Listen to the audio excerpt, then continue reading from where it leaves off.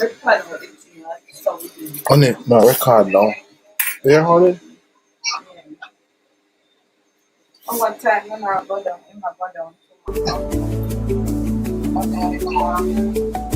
Yeah, listen, I'm gonna.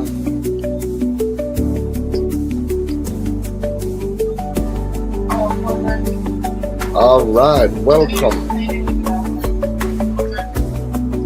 guys.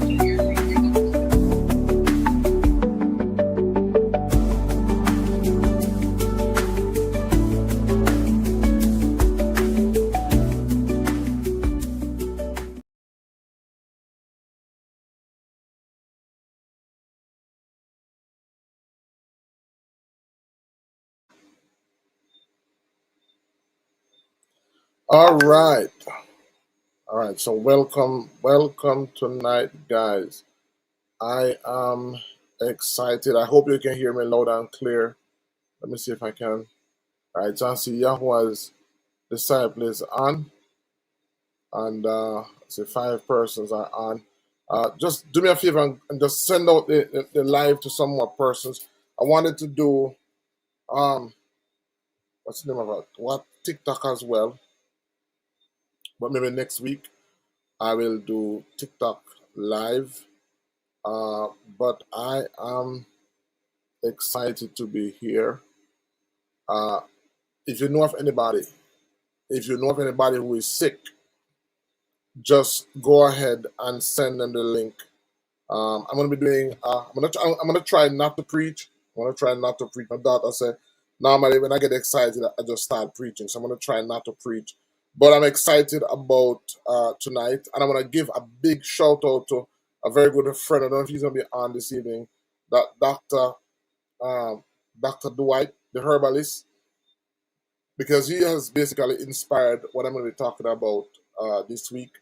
I want to give thanks for the fact that we can go live. There are so many parts of the island where persons are stranded, persons are affected, and they don't have the luxury that we have. So it's really glad to be live. The last time I was on, I was talking about water. I'm going to talk about water tonight. Believe me, for the next 4 weeks, and I'm going to talk to you about what I'm doing and what we're working on, and how you can be a part of that. Yvonne Joy, good night, Yvonne. How are you? Glad you are on. I'm glad that you're able to join us this evening. Go ahead and send the live out to anybody, especially if you know of anybody who is diabetic.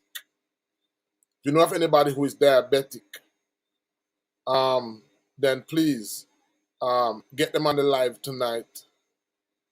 Even though if you know of anybody who is diabetic, if you know of anybody who has poor circulation, if you know of anybody who has swelling, if you know of anybody who has low erectile dysfunction, if you know of anybody who has any of these issues, I want to send them the link tonight. I'm going to be talking about some issues that are directly going to be impacting these persons. And I'm going to be sharing with you, not a challenge, I'm going to be sharing with you basically, I'm going to be giving you something to do that will allow you to verify what I'm saying. If you know of anybody, if you're practicing herbalism, if you're a practicing herbalist, then you need to be on. If you know of somebody who's practicing herbalism, then you need to get them on, because tonight I'm going to be sharing some stuff that is going to help those persons as well. My goal is really to see as many persons in this space as is possible. And I hope tonight's internet will allow me to flow and to share in a way that is easy. I see 11 persons on. Please tell some more persons about tonight's show. Send them the link now. We're going to be talking about water in a way that you have never heard. When we're talking about water in a way that you've never heard us. talk about water. And it's going to be a 7-part series. It's a 7-part series that I'm doing. Let me see if I can angle this thing up.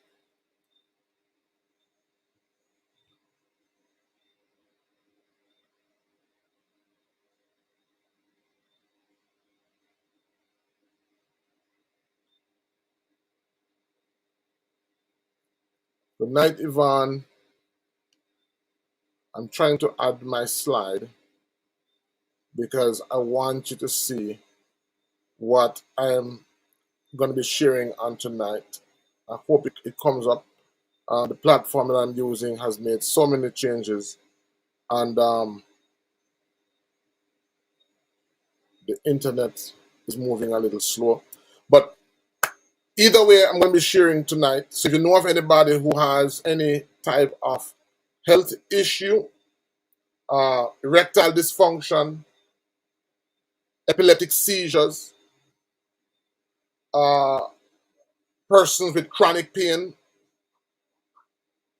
persons who are diabetic, persons who are hypertensive, persons who have problems sleeping, persons with frequent headaches, persons with menstrual problems.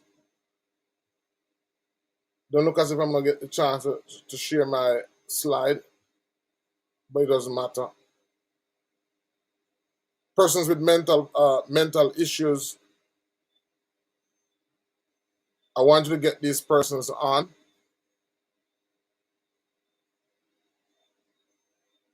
because what I'm going to be sharing with you tonight is going to uh, is going to uh, change so many persons' lives starting from tonight.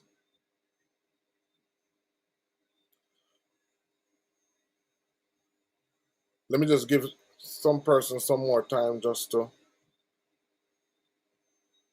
send out the link to a few more persons to get them on.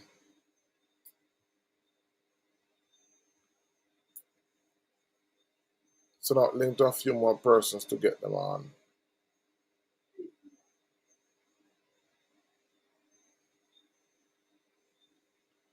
I say, Latasha Winford. Good night, Latasha. Nice to have you on.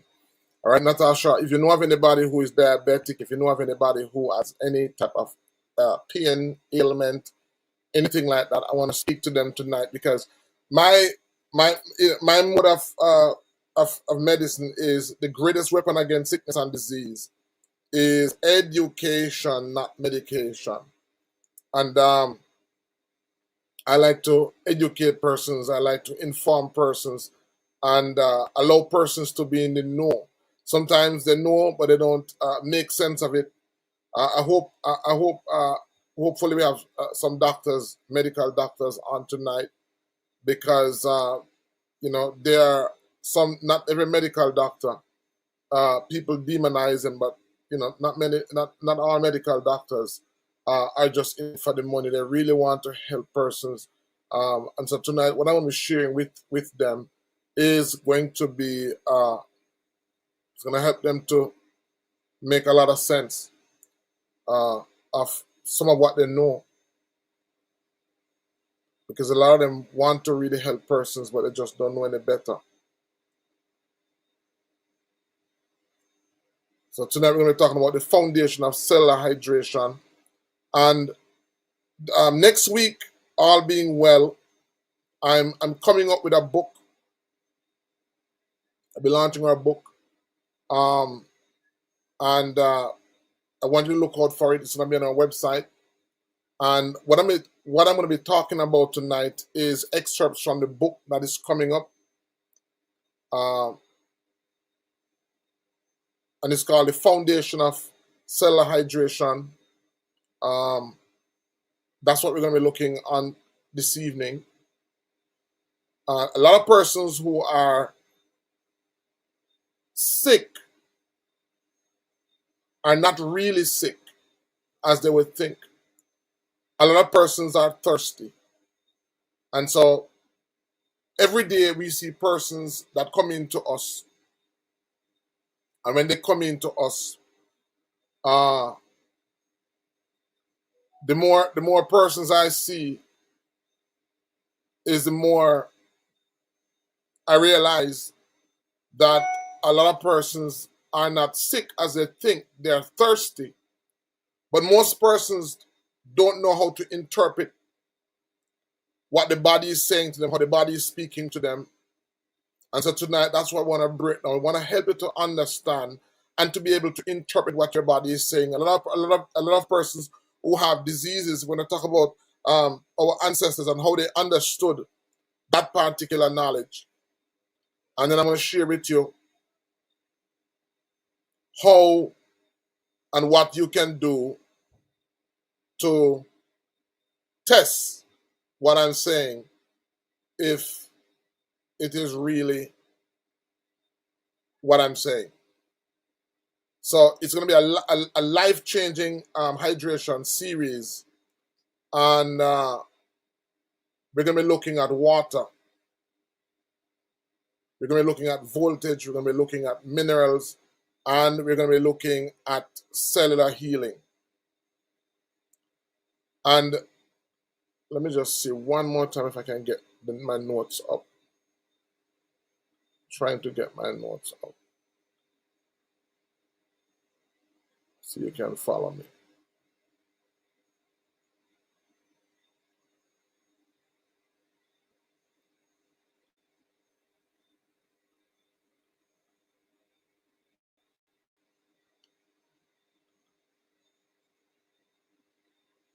Trying to see if I can get my notes up.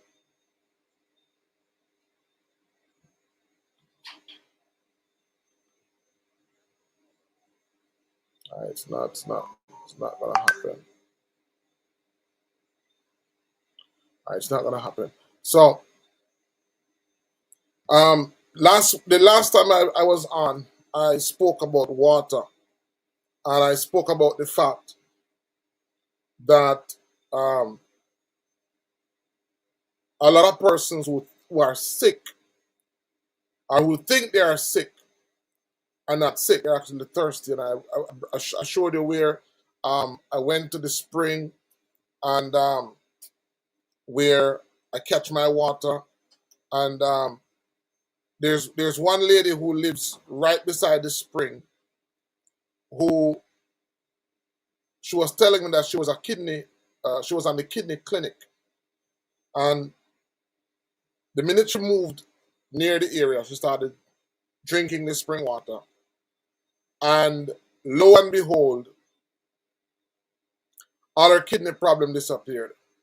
Now, what I'm going to share with you is based on my experience. I was up in the hills of the uh, Blue Mountains, past Ginger Hill, um, go all the way up to a place called Bowden Pen, that's here in St. Thomas. I was there during the pandemic. That's where I went during the pandemic. And while I was there, I we had only river. So above us, there's nobody living above us. I went all the way up to the hills, and there's nobody living above us. And I started drinking the water, and I realized the next morning that I didn't have to get up to go to the bathroom. I didn't have to get up to go to the bathroom. And I shared it among the members of us because there was a team of us that were there, and they said the same thing. And I took note of that. The second night, the same thing. And so from then, I've been doing a lot of research on water, and the findings that I've come across is what has led me to put this book together. And in my research, I found out more things. As I said, I want to big up Dr. Dwight, the herbalist. The last time I was on, he sent me some documents, he sent me some information that really uh, confirmed a lot of what I knew, but also exposed me to a lot of new things. And so I went, in my research, it helped me. And I should say that while I was writing this book, I started to recommend to a lot of our clients water. So persons who are diabetic, persons who had, persons who came to us with sinus issues, persons who came to us with prostate issues, persons who came to us with a whole heap of issues. I began to see that most persons who think they are sick are not sick. And in 3 days, in the book, which I have coming out next week, I have about one whole chapter dedicated to what happens to you 3 to 7 days after you start a particular protocol. I'm going to share with you tonight. I have my bottle. I want you to stay on. If you know of anybody who is sick, I want you to get them on. I'm going to share with you a protocol tonight. And I want you to interact with me. I want you to come on next week. And I want you to I don't want to be the only person here talking. I want to get you on. And I want you to share your experience. What I'm going to be sharing with you works so fast that by next week, Sunday, you'll be able to share your positive experience. And I usually sit with persons. So since I've been doing this, one of the reasons for doing this video is because nearly all my clients that I see, I will refer this video to them and I will send them to watch the video so they can have a better understanding of why the protocol works, why what we tell them to do, why it works. So I'm going to go into it and I'm going to share with you why you are here today. So there is correct global misconceptions about hydration. There's a lot of misconception about what is hydration. And I promise you, you'll hear. So today I'm going to teach scientifically proven ancestral hydration techniques. I'm going to teach you some techniques that are going to help to hydrate you. We're going to teach you how to restore your cellular voltage to the healing zone. Now, what I've been saying to persons this week is, I want you to imagine yourself having a brand new car. The tank is filled with gas, but you have a battery that is run down. Battery that is run right down. And so you try to start the car. And when you try to start the car, the ignition won't turn over. Because you left it on last night. Some of you, that may have happened to them. You try to blow the horn. And there's not enough power in the battery to power the horn. There's not enough power in the battery to wind up the window. No. You don't have an ignition problem. You don't have a horn problem. You try to wind up the window won't go up. You don't have a problem with your windows either. You try to turn on your headlamp won't come on. You don't have a headlamp problem. What you have is a simple problem of a low battery, or what we call a low voltage. So within the battery supports and the battery supplies the car with power. So even though you have a full tank of gas, you can't go anywhere. Now, that low voltage is similar to what is happening to most persons who think they are sick. Most persons who think they are sick are actually suffering from a low voltage. So tonight I'm going to share with you what is the ideal voltage that your cells should have. And if you're a healer, if you're a herbalist, or if you're into healing, you may find this happening to you. You have one person who you gave herbs, or you heard that somebody took some herbs and they got phenomenal results, and you try it and the results is not the same. We recommend products for men who have erectile dysfunction, low sex drive, and what works for some men don't work for some men. You wonder what's causing that? Well, tonight I want to submit to you tonight that even though the medicine may be the same, what varies from person to person is the voltage in their cells. So tonight I want to share with you how to increase your cell voltage. And I want to share with you what are the different health range, what are the different ranges, or different voltage range for the cells. and what it translates to. So there's one range that is what we call the healthy range. There is one range that is a sick range, and there's a range, voltage range, that cancer cells function at. There's a gentleman who got a Nobel Peace Prize just for finding out how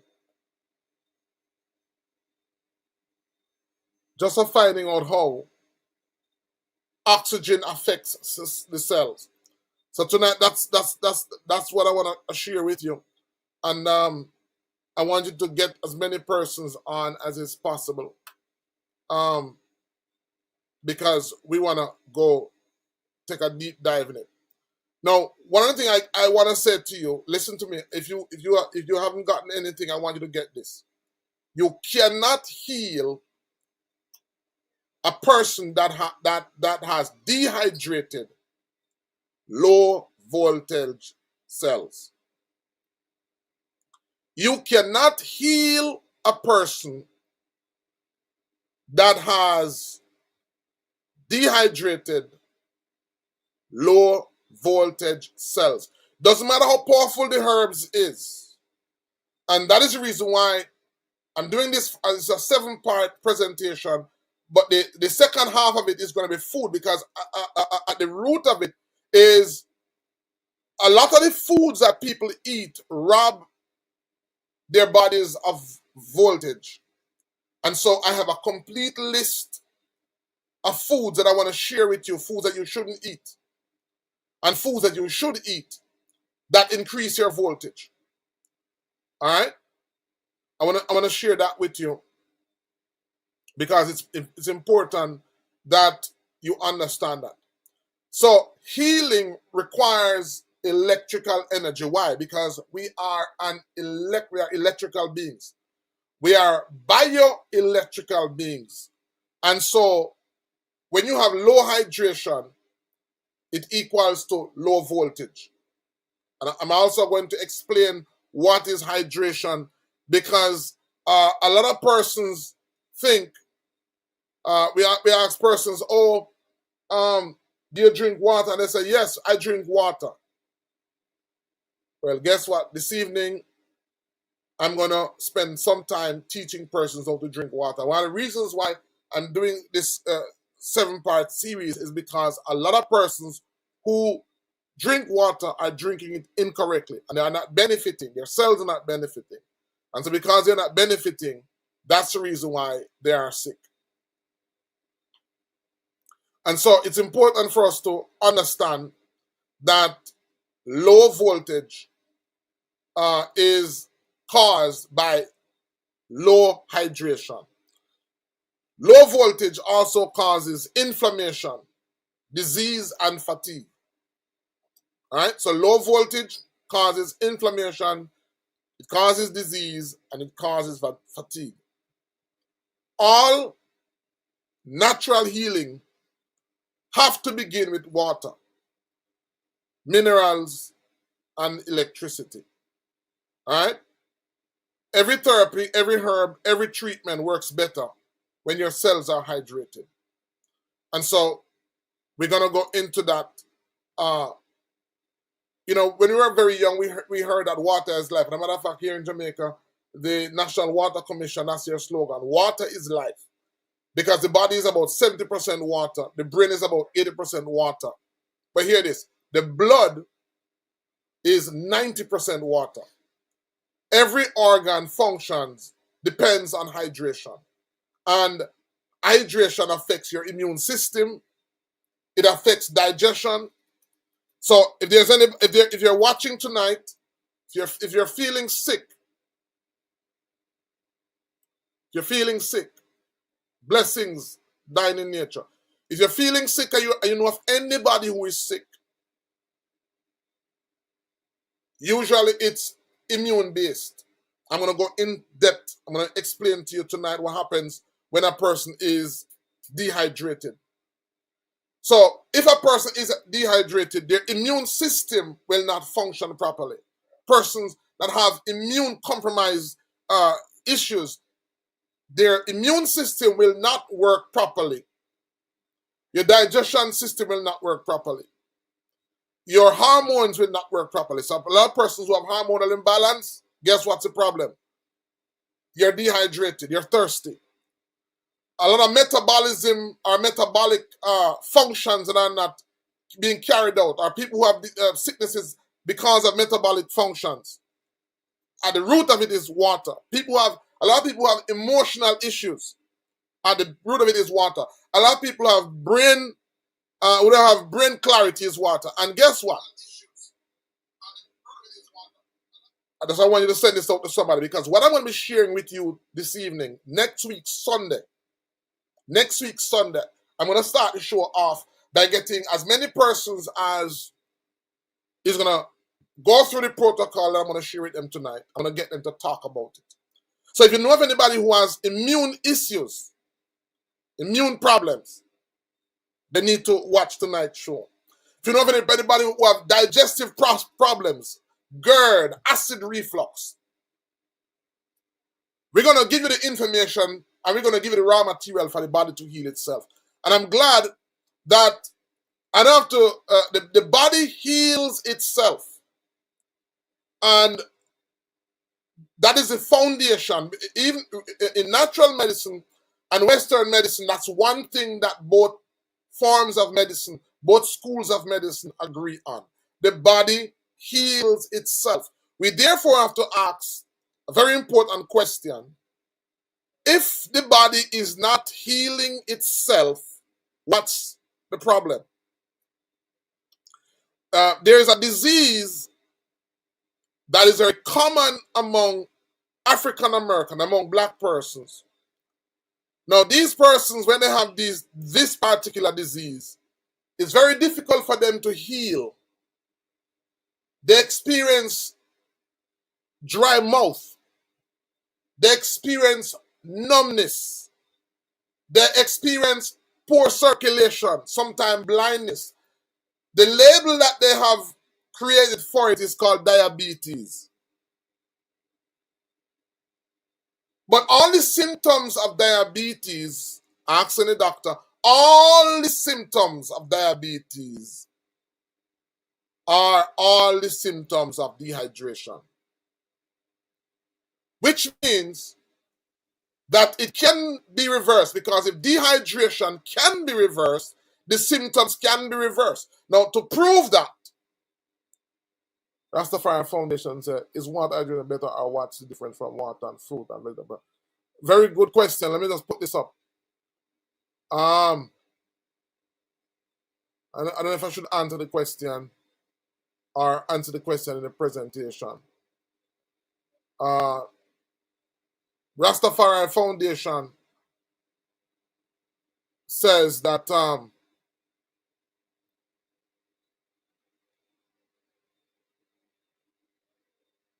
is water hydration better, or what's it different from water? Hold on. Internet is a little slow. Is water hydration better, or what's it different from water and fruit or vegetable hydration? Very good question. I'm going to answer it because maybe that's the best way to react. So, guys, whatever questions you have, I want you to throw them out. Is water hydration better, or what's the difference from water and fruit or vegetable hydration? What's the difference? No, we know of 3 forms of water. They've taught us about 3 forms of water. They've taught us about liquid, solid, and gas. That's the 3 forms of water that they've taught us about. But tonight you're going to learn about a 4th form of water. All right? Now, this 4th form of water is water that's like a gel. This is the water that is found in plants. So, for example, tuna. If you take the tuna plant, if you take the aloe vera, if you take the okra, all of these plants have a 4th form of water, and it is called H3O2. H3O2. And Rasta, your foundation, that's a very good question because that's going to take me into something I want to talk about tonight. Now, this fourth form of water is number one, alkaline. And this is also the water that is found. This fourth form of water is the water that is found in the body. It's called H3O2. And it is water that is in a gel form. Now, what you will notice is that if you take the aloe vera and cut the aloe vera and put your hands on the aloe vera, you will notice that the water forms a kind of like it forms a kind of string.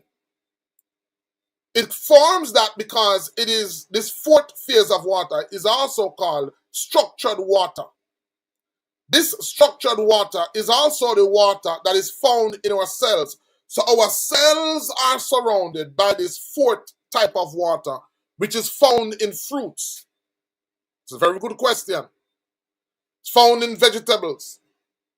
So if you cut the aloe vera, if you cut the tuna, if you cut any fruit, and just the liquid, when you find the liquid in it, just touch on the liquid and try to separate it. And what you're going to see is that it forms something that looks like a string. It is because it is called structured water, which is the water that your cells need. Now, this is the reason why reverse osmosis water, bottled water, every water other than spring water is altered. It's not good for you. So a lot of persons who are drinking water are drinking a form of water that does not hydrate the cells. Right? It doesn't hydrate the cells. So I'm going to teach you how to make structured water tonight. And I'm going to show you how to apply it. And then next week, you'll see if what I'm saying is false. All of you that are diabetic, all of you that are having knee pain, back pain, all of you that are having mental issues, all of you that are having stomach issues, sinus issues, all of you that are having sleep problems, mood problems, all of you that are having dis-ease, by next week Sunday, we'll be able to verify if what we're going to talk about tonight is true or it is false. Why? Because the body is able not only to experience sickness, but it is able to experience health. I want you to understand, most people don't know what health feels like. They only know that they are not sick, or they know when they are sick. So just like how sickness has a feeling, just like how sickness has a feeling, health has a feeling. And when you know, if you follow what I'm going to share with you tonight, you will know from this week, you will know what sickness feels like. Because what I'm going to be sharing with you, the minute you start to share it, in 3 days' time, your body begins to heal. Because healing is a process. So what we're going to do tonight, we're going to put you into healing. And if you do something that counteracts the healing, you'll be able to feel it and tell me, I felt it. I felt what you were saying, Dr. Ben. I now know that that health has a feeling, just like how sickness has a feeling. Health has a feeling, just like how sickness has a feeling. Most persons don't know what health feels like. They just know that they are not sick. All right? So but it's a wonderful question, and it's gonna come out in our presentation tonight when we talk about the different types of water, because there are different types of water.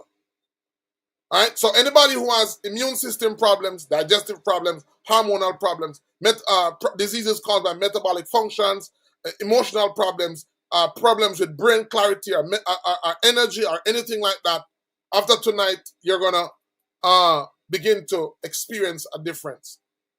Now, how modern people became dehydrated? How did we become dehydrated? Because our ancestors were not dehydrated. The rate of diseases, the amount of diseases that we have now, our ancestors never had them. All right? And one of the reasons why we become dehydrated is because of the cultural shift.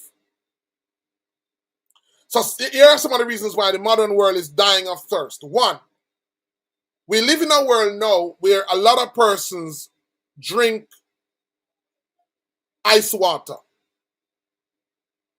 A lot of persons drink ice water.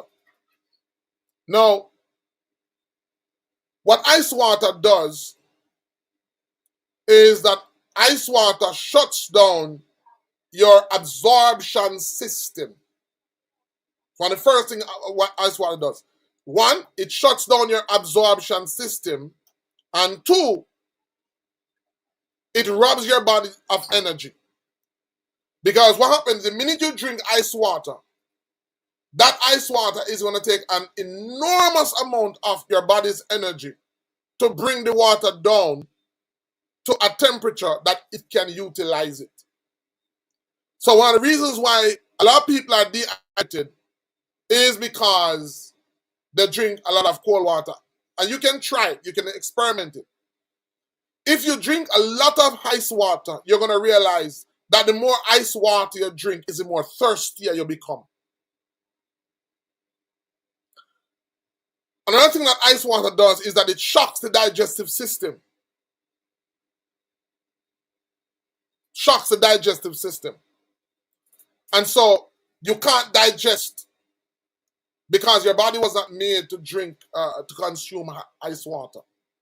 So one of the reasons why so many people are dehydrated, and just think about it. Most persons, if you're in a city or if you're in a metropolitan area and the time is hot, the persons who are selling water are not selling room temperature water.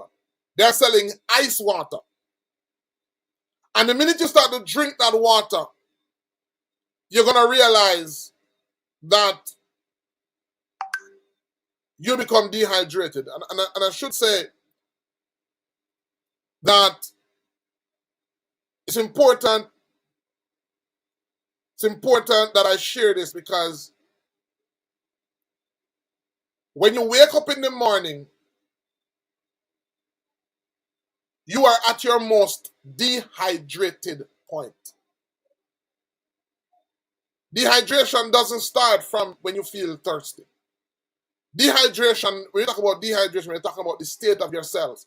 Because when your body goes through a number of 3 cycles. And when you wake up in the morning, your body is just coming out of its repair cycle. And then once the sun comes up, your body goes into what we call the absorption cycle. Or the cleansing cycle. Sorry, cleansing cycle and the absorption cycle. So there are 3 cycles. So there's the absorption, cleansing, which is when the sun is out. Then there's a repair cycle, and then there's a cleansing cycle. The body goes through 3 cycles, which again is also very important for persons to understand. Because you don't want to, for example, in your cleansing cycle, you don't want to put food in your body. The only thing you want to put in your body is things that will aid the cleansing cycle. Things that will send you to the bathroom, or things that allow you to do number 1 and number 2. So the body goes through 3 cycles. And during these 3 cycles, the body is at its optimum. All right? The cleansing cycle, the healing cycle is also when you shouldn't be putting food in the body. And the healing cycle is when the sun goes down. So the absorption cycle is when the sun is out. The body absorbs nutrients and minerals best when the sun is out. All right? So you want to know what is your absorption cycle so that you put nutrients in the body, because the body is best able to assimilate it. You want to know when is the healing cycle, which is when the sun is down, because that is when the sun is using all the minerals that you put in during the absorption cycle to now heal the body. And then after the healing cycle, a lot of waste is produced, and when you get up, the body wants to get rid of the waste. So whatever you put in should help to eliminate the waste out of the body. All right. So it's very important for persons to understand these 3 cycles. And there I go. Oh, no. Sound like I'm preaching. But that's I'm preaching. Another thing that affects dehydration is gulping water. Gulping water. Now, most persons wait until they're thirsty or till they feel thirsty. That's when they start to get water because they feel so thirsty. Usually what happens is that they now start to make big gulps. Now, I don't know if there's anybody here who has ever been admitted in the hospital. Ever been admitted in the hospital? When you go into the hospital when you're sick, one of the first thing they do is they hook you up to a drip.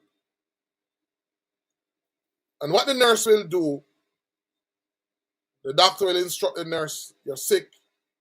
They can't really do much for you. They have to stabilize you. So stabilizing you, one of what they have to do to stabilize you is they have to increase the voltage in your cells.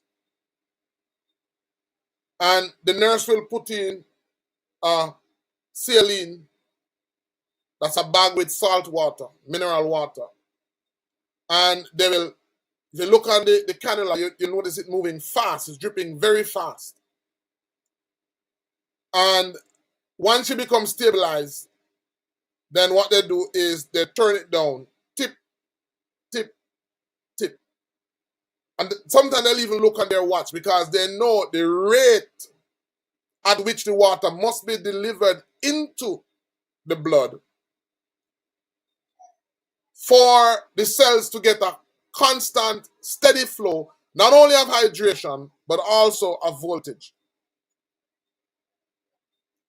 And so what they will do is they will, if when they start out, the flow was heavy, they leave it like that. What's going to happen is you're going to have to get up and pee a lot because they're going to overhydrate you. So you're going to pee a lot. So they turn it down to a rate that is equivalent to what the body can absorb. Similar to, you know, if you're a farm and you plant, they'll tell you that you don't want to water your crops when the sun is hot. Why? Because the soil is hot, and once you throw the water in, the soil takes away the water, and the plant doesn't get any. It's the same thing that happens when you gulp water. When you gulp water, what happens is that it bypasses your cells for which it is intended, and it goes straight to your bladder. So a lot of persons who say, yeah, doc, I drink a lot of water. They drink water, but they gulp water. And so as they gulp the water, then they go to the bathroom and they pass it out along with electrolytes. And so what happened is, on a cellular level, they are dehydrated. Now, I want to go back to the question that Rasta U Foundation, the son, asked. I want to go back to that because we're going to be talking about structured water and why certain waters are different. Our waters are not created equal. And why persons may be drinking water and still are dehydrated. Why persons are having back pain and why persons are having a hormonal imbalances and why persons are still sick and they're drinking water. So tonight I'm going to share with you what's the correct way to drink water and what's the correct type of water to drink. All right? So gulping water instead of sipping it also results in dehydration. Now, another thing that results in dehydration is mineral deficiencies. So, but before we talk about mineral deficiencies, I also want to talk about the fact that when you gulp water, it also overwhelms the kidney, which is why as you drink it, you want to pee. All right? So the water bypasses cells, and it goes right into the bladder. Another reason why people are dehydrated is because of the fact that a lot of people drink the wrong type of water. A lot of people who drink water drink bottled water. They drink purified water, reverse osmosis water, and distilled water. And you may say, but I thought that those waters were good.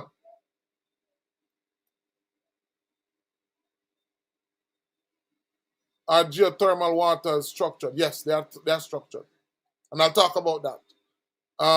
Yahuwah's disciple is asking, is geothermal water structured? It is structured, and that is why Dr. Sebi uses a spring.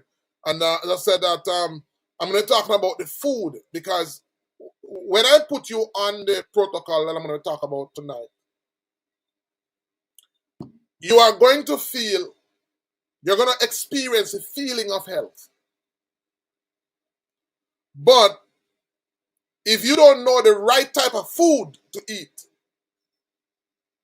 then you're gonna be having a somewhat bitter nice experience, because you're gonna be doing what is healing you,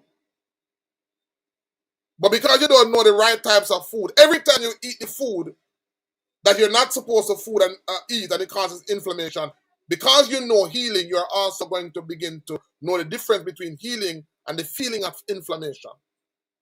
So I'm going to quickly go through this. I might just do 4 weeks and then I go into the food, because once you start to experience the feeling of healing, you're going to want to sustain and retain that feeling. So I might have to quickly do about 4 weeks on water, if not want to do 7, and then come back to it again.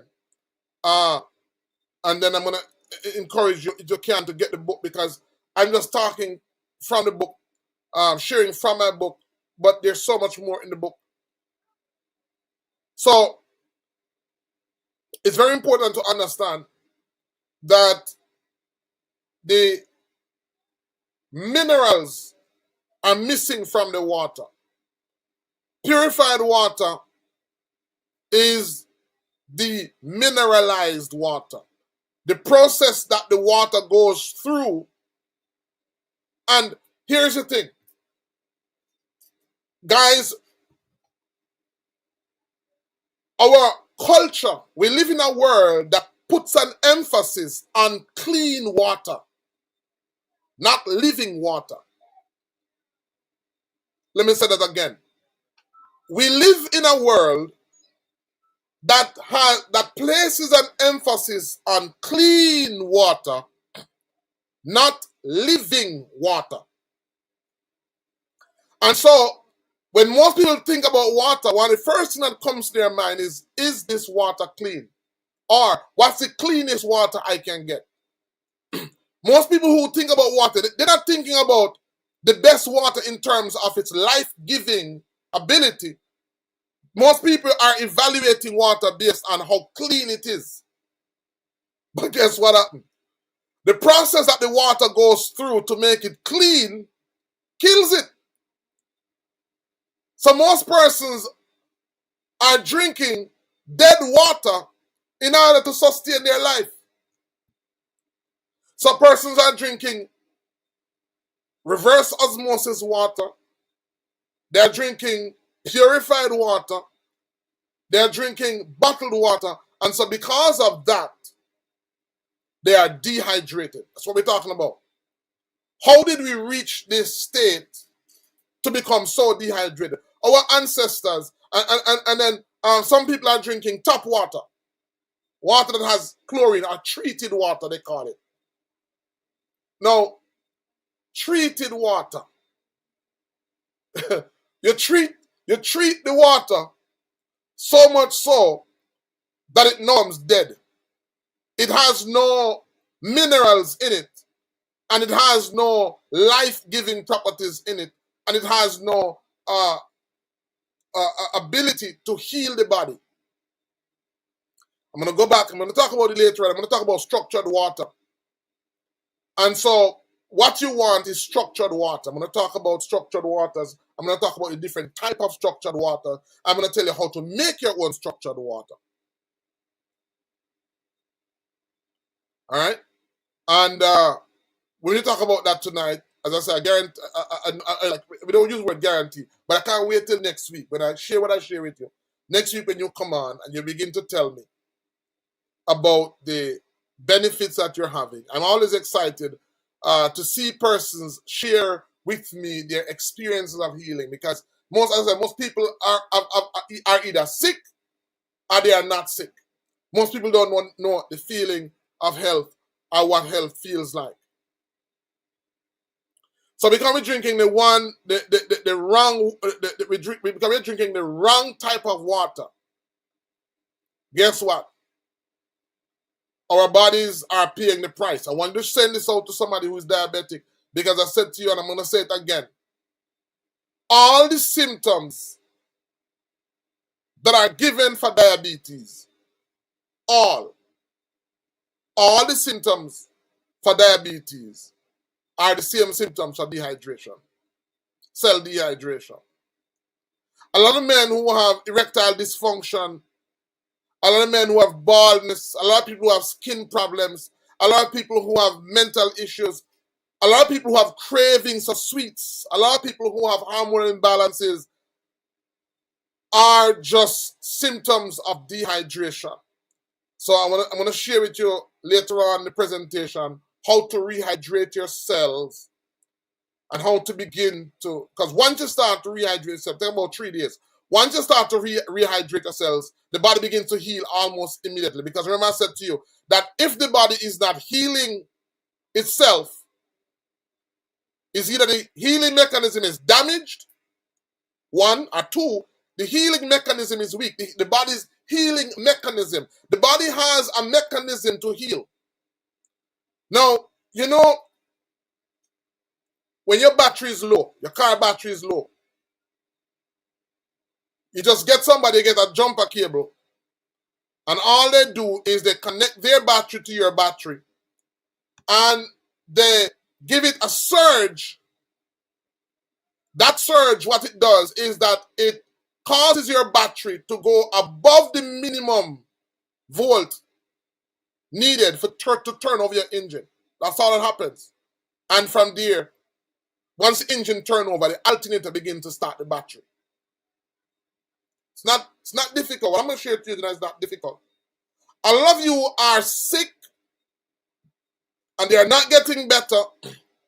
Your hypertension, your diabetes, your cancer. What you think is a life sentence, the reason why it's not getting better is because the minimum energy that the cell needs in order to heal itself is not there.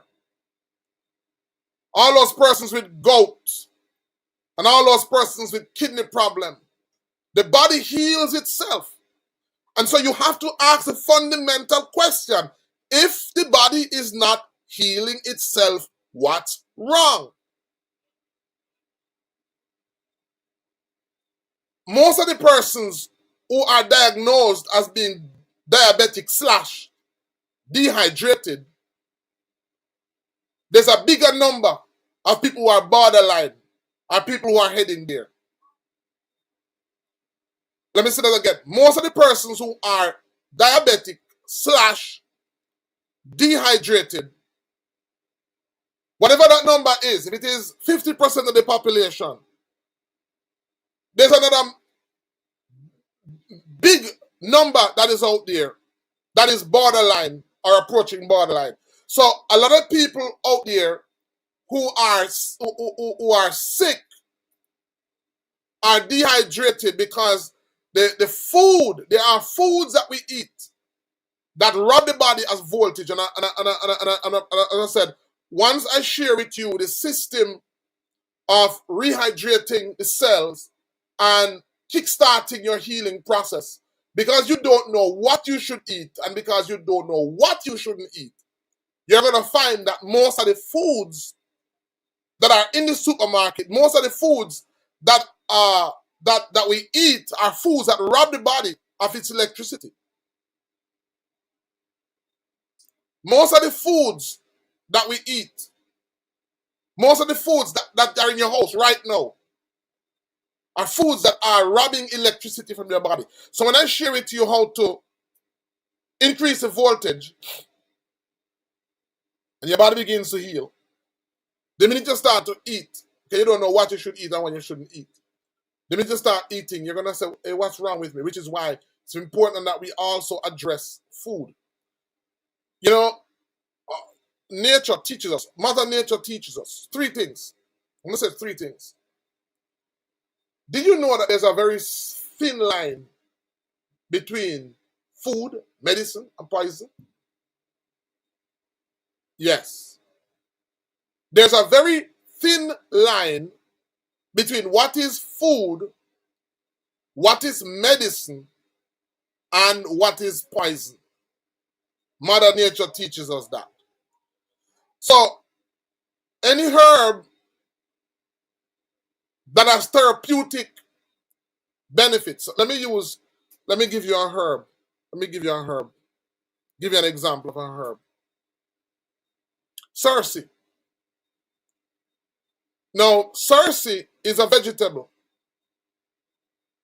but it depends on the dosage. When I say thin line, the thin line is really dosage. So the difference between food, medicine, and poison is dosage. The difference between food, medicine, and poison is dosage. So, if you eat too much of a particular food, it can sick you. And there are certain foods, like certain herbs, this is what nature teaches us. Most herbs, when they are young, they are food because they're soft and tender. And as they get older and the chemicals becomes more concentrated in it, and the texture of the plant changes, it's more medicinal. And when it becomes more medicinal, if you take too much of that, it can harm you. It can hurt you. So the distinction between food, medicine, and poison is a very thin line. And so it's almost impossible when you're in healing to focus on medicine and not focus on food. Because our medicine should be our food, and our food should be our medicine. So here's what happened to us. Most of us, what we are eating as food and think that it's food is really poison. It's just low dose poison. It's like the rat who you get a nice piece of chicken and put some cyanide on it. And to the rat, he thinks it's food, but because you have laced it, you know it's poison. So a lot of people who are spending a lot of money on medication are actually poisoning themselves in the kitchen. They're poisoning themselves in the kitchen and they don't know. So we're gonna show you how we're gonna teach you. We have to begin to teach people, therefore, what is food. Because most people buy on a weekly basis poison. Most people buy poison and bring it to them and don't know. So we can't teach medicine without teaching food. So we're gonna have to teach food and explain what's the definition for food. What is food versus what is poison? Now,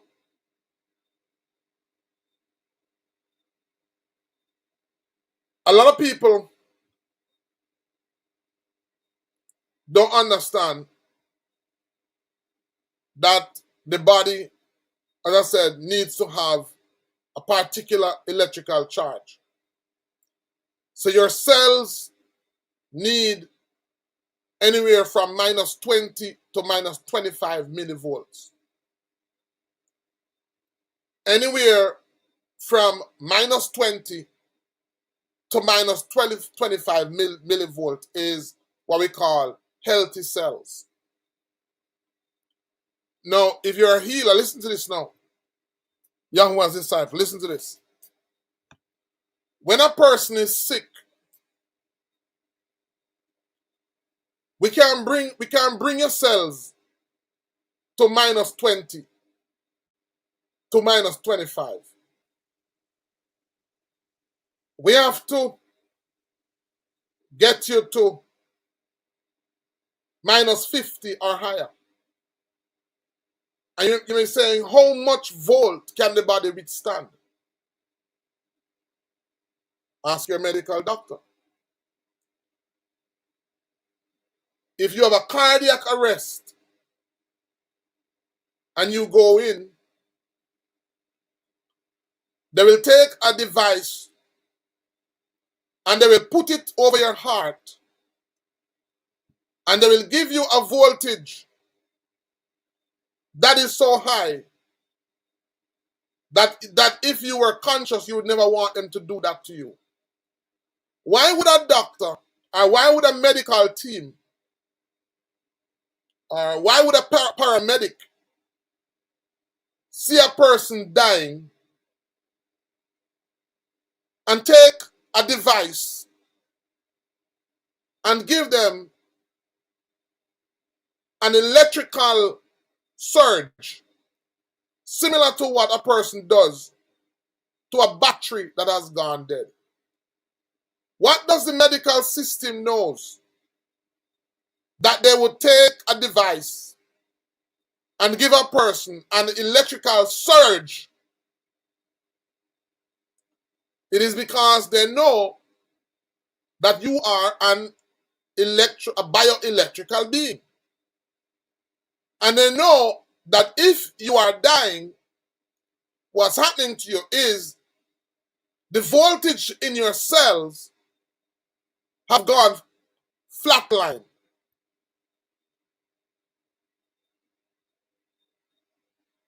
They can even connect you to a machine.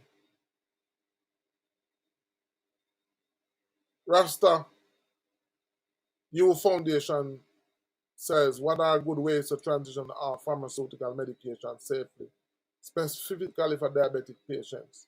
All right, one good question. I'm going to answer you. Some things I can answer here and some things I can't answer here.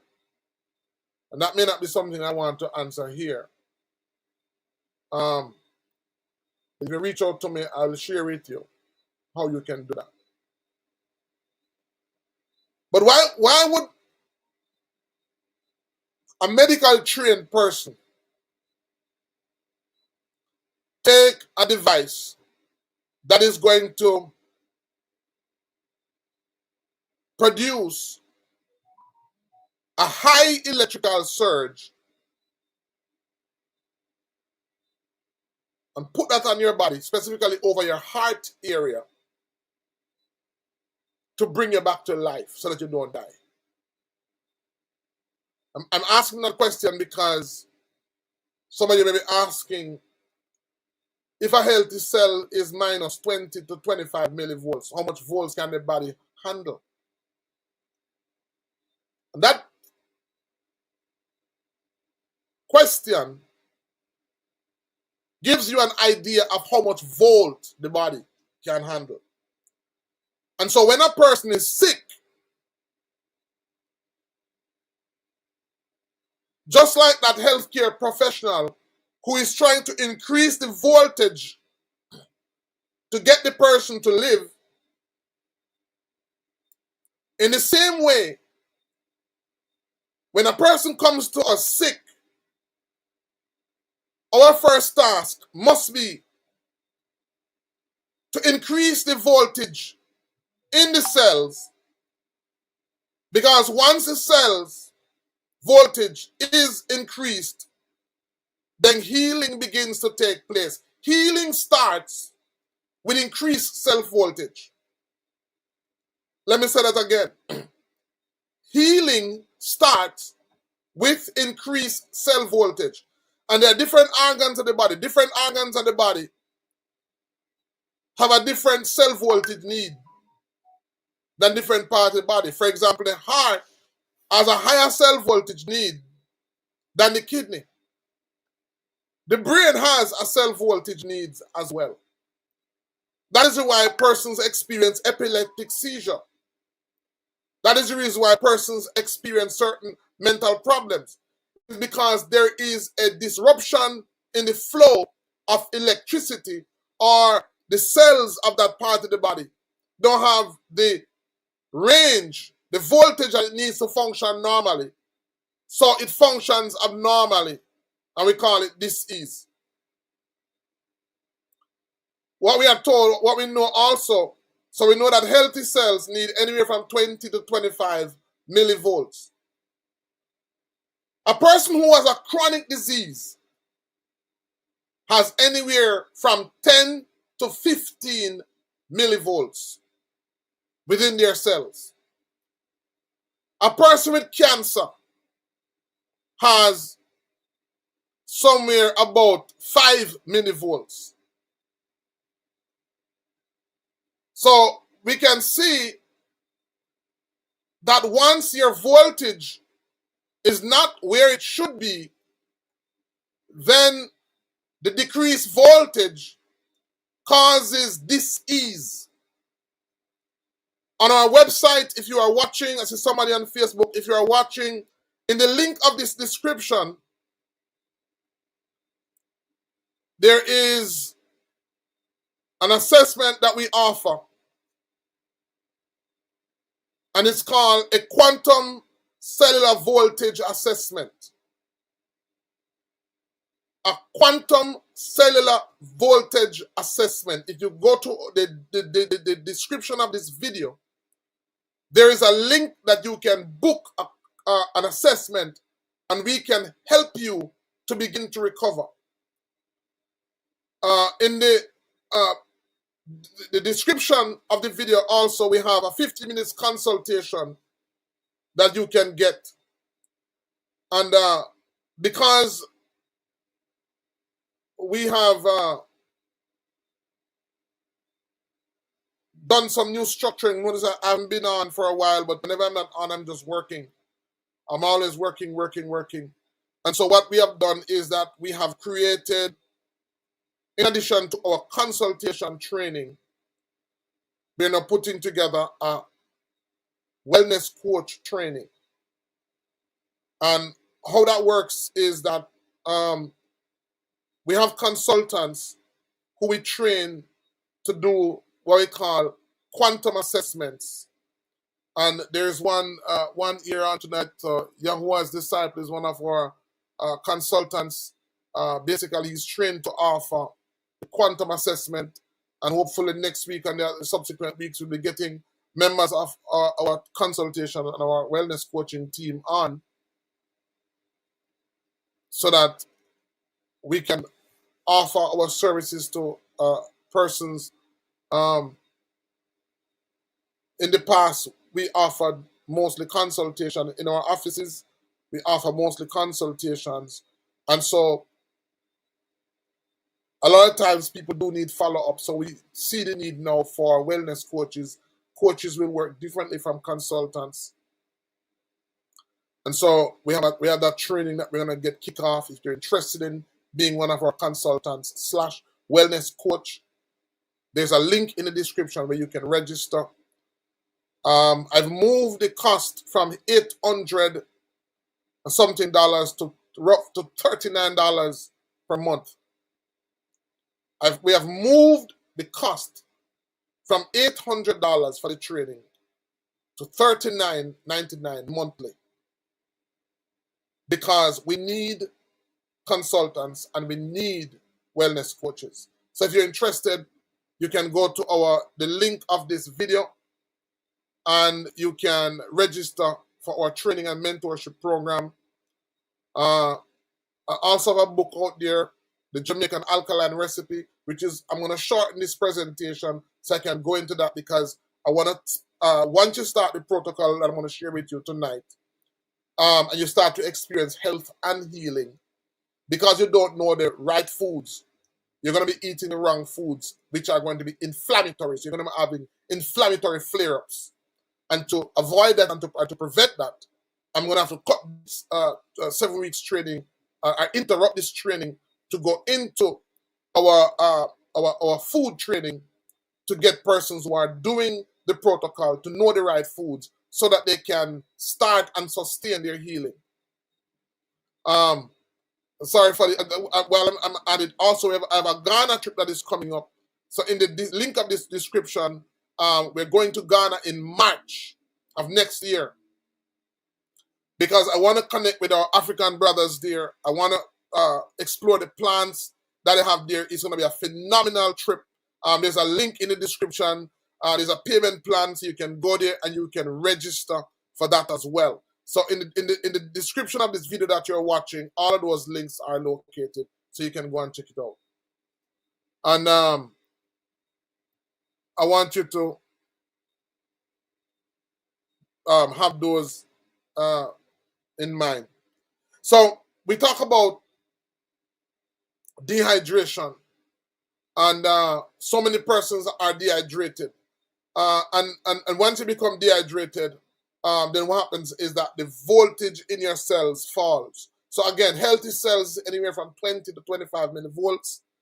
Chronic disease. Once a person gets sick, a person who's having cold, flu, allergy, a person who's experiencing any sickness, your cell voltage is anywhere between 10 to 15 millivolts. And if a person has cancer, it's about 5 volts. So one of the reasons why Dr. Sebi was so successful in what he did was that he focused a lot on boosting cell voltage. It's almost, I shouldn't use the word guarantee, but it's almost, you're going to feel it result instantaneously. Almost instantaneously, you're going to feel healing. Once the body's healing mechanism is given the raw material that it needs, it goes to healing almost right away.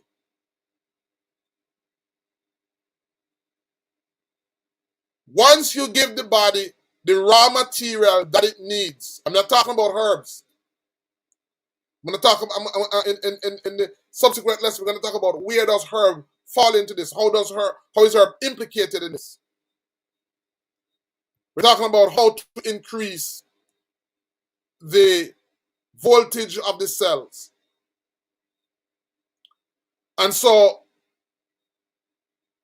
it's important for us to understand that. And so our ancestors would go to the river and they would feed on mineral-rich mountain water.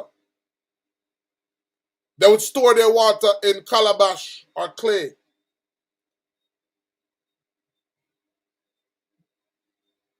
When you think about how we get our water is transported. Most of us, our water is stored in polyurethane containers, plastic. And if you know the amount of carcinogens or cancer-fighting chemicals, cancer-forming chemicals found in plastic, you would be amazed. Our ancestors used to use metal, clay, or plant-based material. When you went to my grandmother's house, you would see enamel cups. You would see chalk cups. You would see glass. But now you go to the typical home, it's plastic. So we store our water in plastic tanks. Our water is piped into our house in plastic pipes. And we store our water in plastic containers. And so a lot of so you think about the amount of poison. The water has been chlorinated and chemicalized, and then it has been kept into a container that further helps to make it more devitalized. So when you really think about it, we're surrounded by devitalized food, devitalized water, and we live in a devitalized culture. And so our ancestors had all of those natural containers. And so because we have left that, we now have a situation where the water that we have is devitalized. Now, when we drink water, and I should, in my book, I talk about the 4 ways to drink water. And the 4 ways that we talk about is more effective for certain types of people. All right, is more effective for certain types of people. And so, as the question was asked about structured water. Now, structured water is 3 parts of 3 parts of hydrogen, 2 parts of oxygen. So it has structure. The water that we drink now has no structure. And because it has no structure, it has no life. It has no minerals in it. So when we drink it, what happens is that it doesn't work the way it is supposed to work. So let me tell you how you can get some structured water. Now, before that, remember I said that if you take the aloe vera, it looks like slime, but it's actually structured water in the cells of the aloe vera plant. If you take the tuna, it's actually structured water that's in it. If you take any green plant and squeeze up the juice and just take the liquid, you'll find that there is like a string being formed. In your mouth also, your saliva is like that. So your saliva, if you were to take some of your saliva out and touch it like this and go like this, you would find that it forms like a string. The reason why it does that is because your saliva is structured water. Your mucus that comes out of your nose, the reason why it forms that string is because it is structured water. All right? And structured water is the same water that's in your cells. So if you work with animals, let us say you get a chicken and you cut the chicken at the knee where the joint is. There's a fluid between the joint that lubricates the joint. If you take your hand and touch that fluid, you will notice that it forms that same string. It is because right throughout the body, what we call a lymphatic system, lymph means clear fluid. Our lymphatic system is a structured water that is in our system. So apart from we have two liquids in the body. We have one liquid which is pumped around the body by the heart. And we have another liquid that doesn't have a pump. What it has is what we call pressure points, or we call them the lymphatic system. So there's one under your arm. Any infection that you get in this hand, you're going to notice that you get a wax and cannon under the arm. Because right throughout the body, it's almost like security post. So there's a lymphatic system that deals with every infection that affects your right hand. In your left hand, there's a lymphatic system. Any infection in your right hand, you will get lymph nodes being swollen under the armpit. You have 2 underneath here. Any infection in your head, so if you have sinus or any type of infection in the head, you have 2 here. Right? So there's 2 here under the arm, there's 1 in your tummy here, and there's 1 in your groin for each leg. Right? And it's your lymphatic system. And that lymphatic system is where, whenever there's an infection, that is what deals with the infection there. Whenever there's an infection here, that's what deals with the infection there. And so this clear fluid, this lymphatic fluid, it has what we call pressure points throughout the body. And what causes it to work is movement. So that is why exercise is good. Exercise is important because when you exercise, what you're doing is you're helping the lymph fluid in your body to circulate. Now, the lymph fluid, what it does is that it removes waste from the body. All right? It removes waste from the body. Now, why am I saying all of this? Because I want to share with you how to make your own structured water. Now, if you get up in the morning, or when you get up in the morning, I want you to find a spring. Find a spring. Because spring water is structured water. All right? Spring water is structured water. When the water comes through the soil, the earth has dozens of minerals and trace minerals in it. And so those minerals are infused into the water. So what I'm gonna tell you to do, what I'm gonna share with you, you can't use bottled water, you can't use reverse osmosis water, you can't use uh, boiled water. It has to be spring water. Right? It has to be spring water. And what you're going to do is, it's called a 64-ounce protocol. It's about 4 protocols in the book. I'm going to share it to the 64-ounce protocol. It's about, there's the salt first, which is for old persons or persons who are fasting or persons who have kidney problems. It's in the book. That's one method. Then there's the 64-ounce method. I'm going to share with you the 64-ounce method. Then there's what we call the Sole method. And the Sole method is funny because the Sole method is a method that I used when we had clinic in Savdamar. And the Sole method is a method that's very good, especially for those persons who have suffered the deluge in the western part of Jamaica. The Sole method would be very good. So we can teach them how to make their own Sole and how they can use that.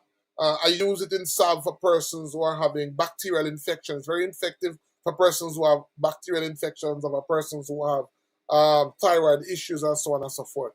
So each of these methods that I'm talking about, they have their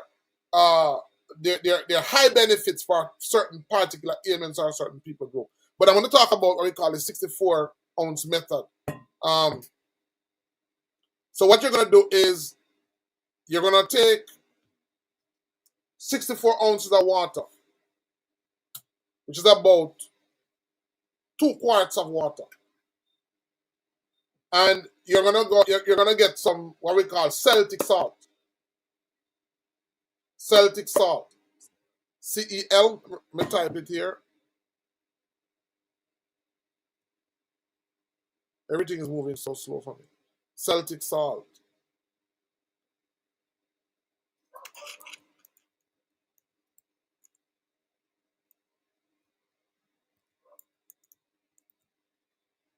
You know somebody who is diabetic? You know somebody who has cancer? You know somebody who is hypertensive? Do you know somebody who has seizures? Do you know somebody who has poor circulation? Do you know somebody who has mental issues? Do you know somebody? Because it doesn't matter what the disease is. Once you have a disease, it means that you're experiencing cell voltage, low cell voltage. Right? You're having low cell voltage. So I'm going to show you how you can increase the cell voltage. So you're going to get 64 ounces of spring water. When you get that 64 ounces of spring water, what you're going to do is you're going to add about a quarter teaspoon of Celtic salt. If it's 1 quart of water, it's 1/8 teaspoon. If it's 2 quarts of water, it is if it is 2 quarts of water, it is a quarter teaspoon, not tablespoon, teaspoon. A quarter teaspoon of water. Now, when you add the water, you're gonna shake it up. It has to be spring water. And you're gonna shake it up. And then you're going to take a mouthful. By the way, you're going to take 1 mouthful every 6 minutes. You may have to use a timer on a phone every 6 minutes. If you're If you're feeling pain, if you're not feeling well, then you're going to see the results. You're going to see the results. Can't wait till next week, Sunday.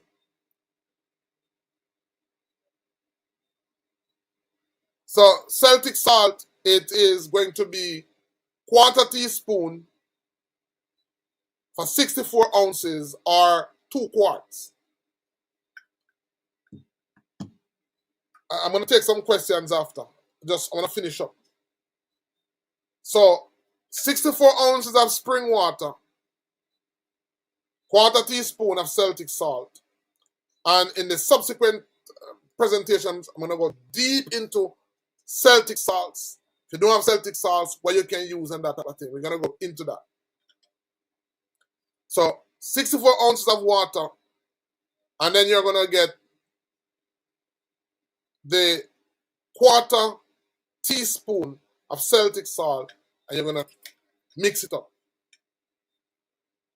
And you're going to do this 5 minutes. 5 minutes after waking up. You're not going to brush your teeth. You're not going to brush your teeth. You don't want you to brush your teeth. As you wake up 5 minutes after waking up, as a matter of fact, I want you to make the solution from the night before, put it beside your bed. Upon getting up, you're going to add the water, the salt to the water. And look at me now. You're going to take a mouthful.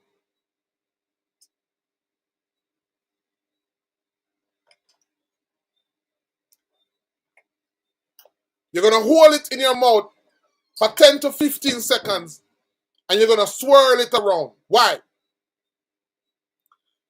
Because you want the spring water to mix with your saliva. Why do you want it to mix with your saliva? Because your saliva is structured water. So we want the structured water / saliva to mix with the water that you put in your mouth. And then you're going to drizzle, swallow it. Not gulp it. You're going to drizzle, swallow it. Meaning, you're going to swallow it in small amounts. Now, you're going to do that every 6 minutes. And that's going to take you about 8 hours. It's going to take you about 8 hours to drink off all of that 64 ounces of water. Now, if you're doing it wrong, you're going to be having frequent urination. If you're doing it correctly, you're not going to have frequent urination. I'm not going to say much more because I don't want to bias the responses that I get next week. So I want you to do this. Fill your mouth with the water. You're going to hold it for 10 to 15 seconds. You're going to swirl it around. And then you're going to drizzle, swallow it. For persons who are chronically ill, for persons who have kidney diseases,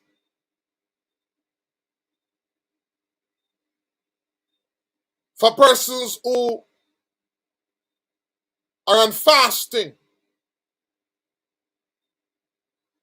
for persons who are involved in labor-intensive activities, for persons who are athletes, there is a different protocol for you. Let me say that again. For persons who have kidney problem,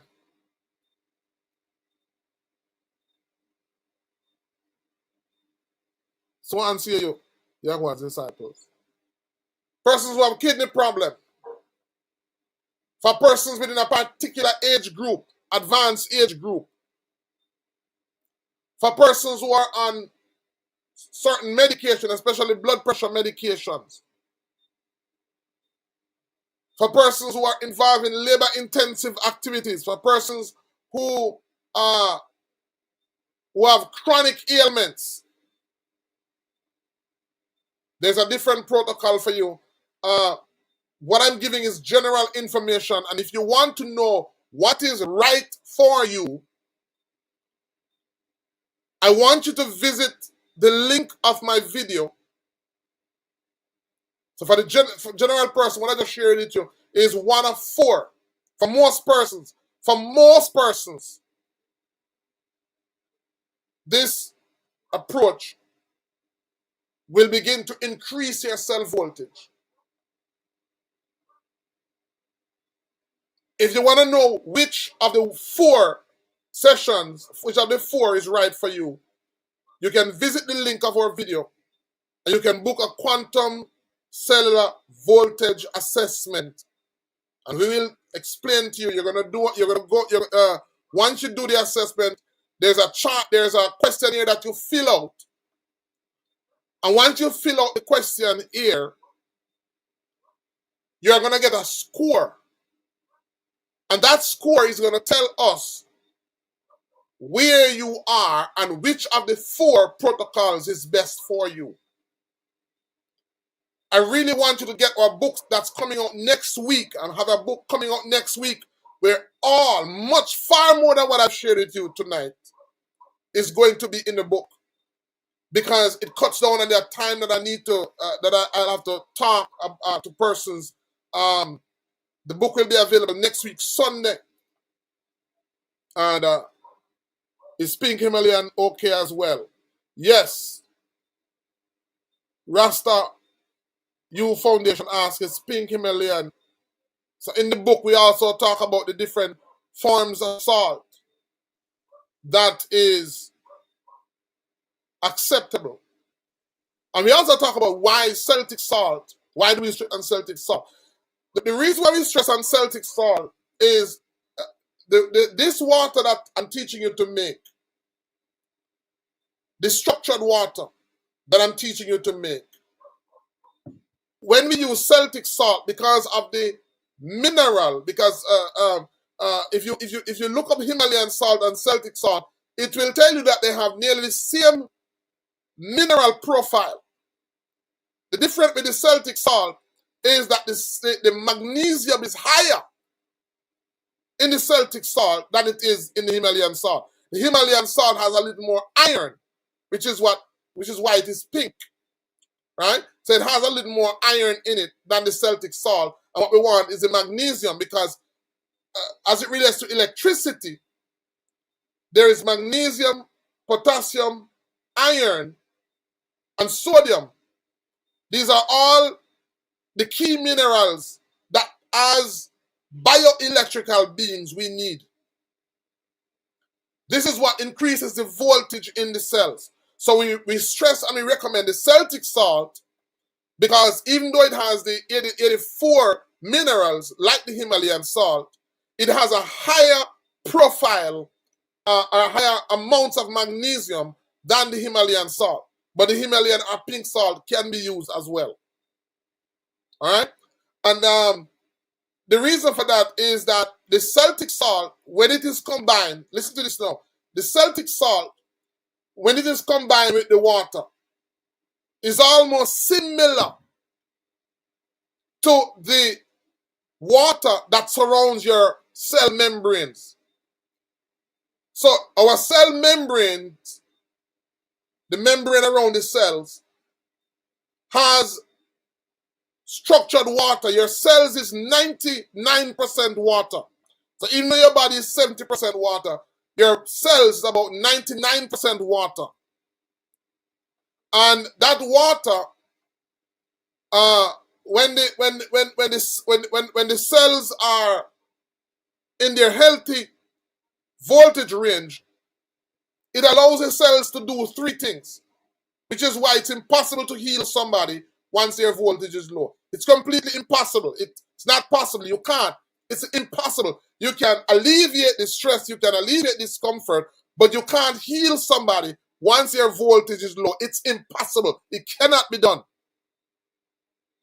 Why?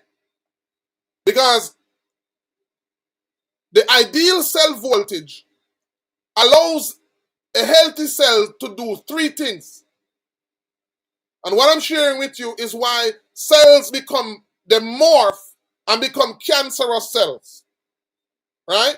So what we're talking about, we can reverse those because dehydration can be reversed. So dehydration leads to inflammation because when any part of the body becomes sick, because what the body does, the body is very intelligent. So when the body becomes diseased and that disease is ignored, the body sends a signal to that area and tells that area of the body to escalate the problem. And the body will not stop escalating the problem until it gets your attention. The final escalation that the body will do is inflammation. So whenever there is inflammation, it means that there is chronic dehydration.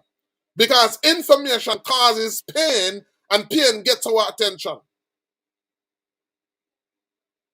So when the cell voltage is low, the cells can't do three things. One, the cells cannot clean itself. The cells, just like how the engine, when the battery is low, the minimum volt needed for the battery to turn over the engine is not there. When the cell voltage is low, there is a minimum amount of voltage that the cell needs in order to clean itself. Have you ever seen a person so sick that they can't stand up? You have to help them to stand up. Their energy is so low that they can't even stand up.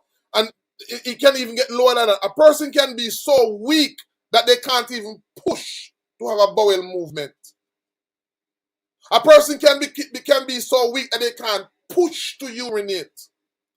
Any woman that has been in labor will tell you what happens to them after they've exerted a humongous amount of energy to give birth. One of the things that happens to them is they become like lifeless because it takes a humongous amount of energy to give birth. It takes energy to push out stool. It takes energy to push out urine. It takes energy for the cells to clean itself. So when the cell voltage is low, the cells cannot clean itself, which causes the cells to become acidic. That's why the cells become acidic. Cells become acidic because they can't clean out the waste. The second thing that the cells can't do is the cells can't reproduce at the rate that they are supposed to reproduce. Cells are too weak. So when the cells were supposed to reproduce at a rate of 1 million per day, it reproduces at 500,000 because it doesn't have the energy to reproduce at the rate at which it is supposed to reproduce. The third thing that the cell can't do is the cell can't use the raw material that you give it. That's why it doesn't matter if you give the body neem, doesn't matter if you give the body moringa, doesn't matter if you give the body contribo, doesn't matter if you give the body duck flower, doesn't matter if you give the body all of these alkaline herbs, the cells can't use them because it doesn't have the minimum voltage in order to use the raw material to help itself. So even if the person is diabetic and they drink alkaline herbs like cerci or neem, they will get a relief, but as soon as they stop, the body reverts to its disease state. Because the issue is the voltage in the cells. The cell voltage is just too low. And next week, I'm going to talk about the foods that cause that. Because most of the foods that we eat, along with most of the water that we drink, in addition to drinking the water the wrong way, causes the cell voltage to be depleted. And when you begin to understand how long it takes, so a person, child is 5 years old, 3 years old, going to basic school, and you start out eating that particular food that robs the body of voltage. I want to share with you because the scripture says that we are fearfully and wonderfully made. I want to share with you how powerful the body is. And that child lives 7, 8, 9, 10, 11, 12, 13, 14, 15, 16, 17, 18, 19, 20, 21, 22. Most people begin to manifest symptoms of disease in their 40s. All the years before that, when they were eating the poison, the body was fighting. It's now just starting to lose. What about conditions like autism? Now, I said to persons, diseases will vary because there are some diseases like, most of the time it's low voltage. No, I'm not saying that all diseases can be reversed, but most of them can. It's just like if you lost an arm or lost a leg, there's no amount of increase in the voltage that can grow back your arm. That's impossible because there are organisms like the lizard can grow back the tail. They're still doing, and that's it's possible, but highly unlikely. So what I said to persons is that you just have to give the body the raw material that it needs and see what the body does with the raw material that it gets.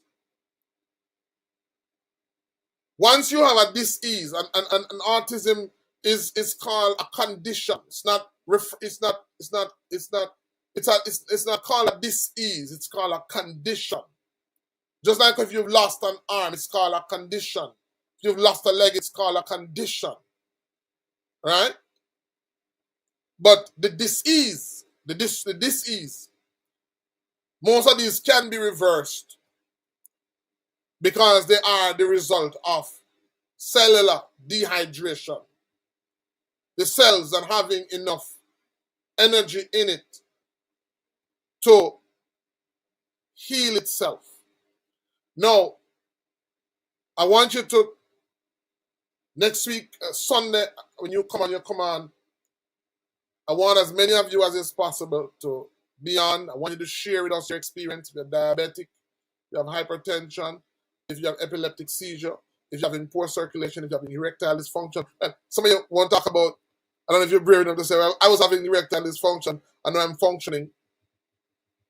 And increasing voltage has improved my daughter's autistic symptoms. Yeah, it will. It definitely will.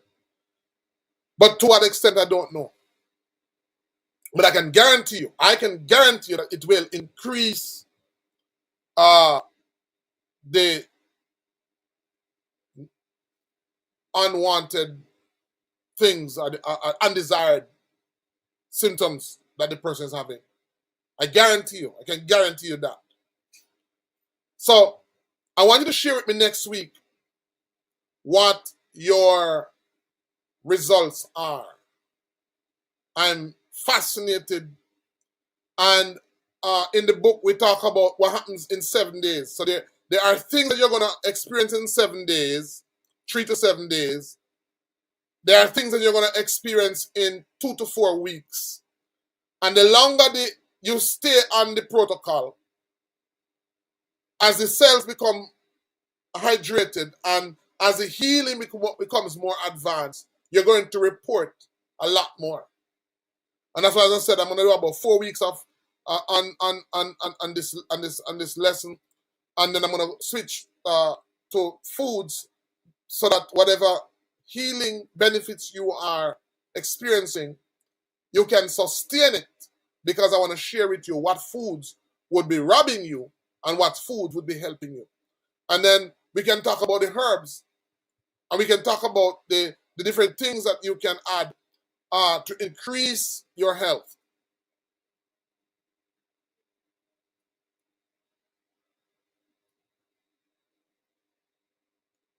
Yeah. So I want to just pause for a minute to take any questions that persons may have. And as I said, if you want to know exactly which of the four methods, and I should say there's a salt first method for persons. So if you're having kidney issues, if you're having if you're having particular, if you're having certain chronic ailments, the protocol that I just mentioned may not be the best method for you, because what happened is that the absorption pathways, they need to be prepared. So there's a particular method that works better for that. For persons who are having like thyroid issues and certain other issues, there is what we call a solid method that would help. So there's about 4 different methods. So I have an assessment that you can go to the link of the video. It's called our quantum cellular voltage assessment. You can book it, and there's going to be a questionnaire. Once you fill out the questionnaire, it's going to give you a score, and that score is going to help us to determine what's the best method for you. And I can do this anywhere in the world you are. Anywhere in the world you are, you can book that.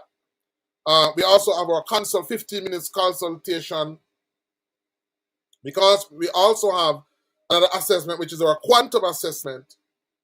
And the quantum assessment is a machine that we can put you on. And we train persons, we're training persons for that. Because what happened now is that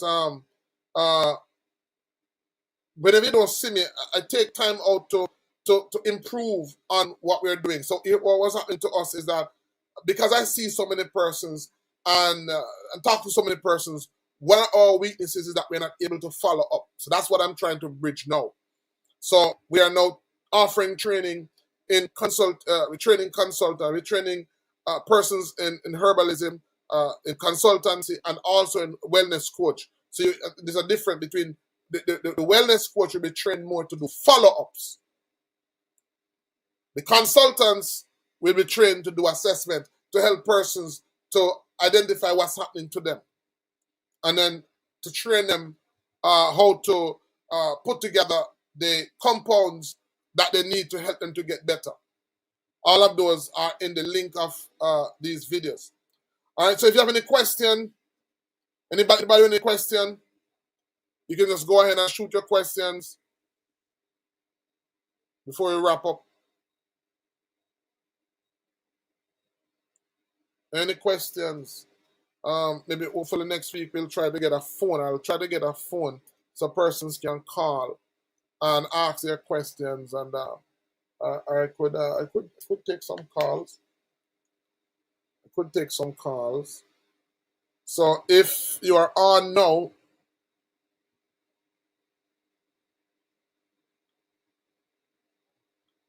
hold on, I'm putting a number up for persons to call.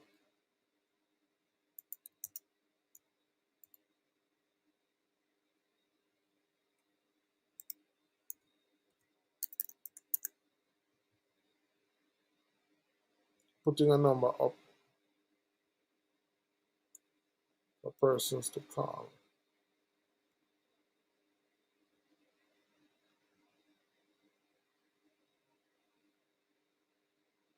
And I'm going to put it up on the screen.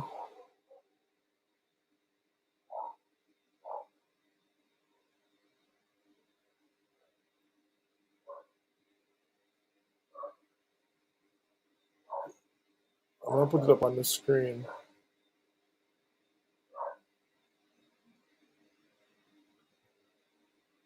So you can call now.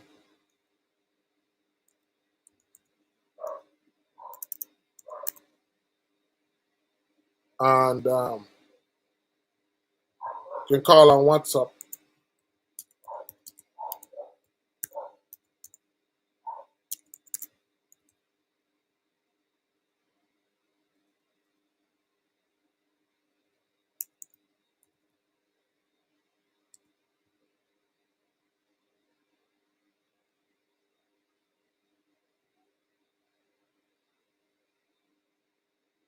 All right, so I'm gonna put that up.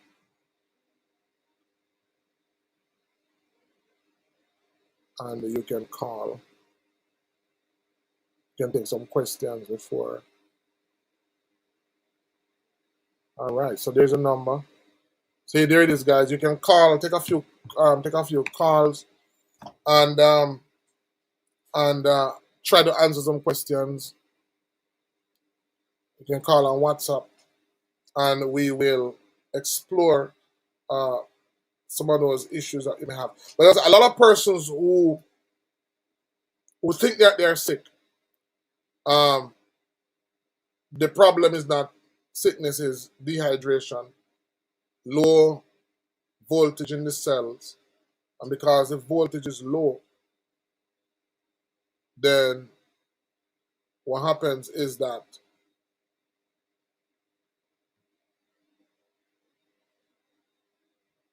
they're experiencing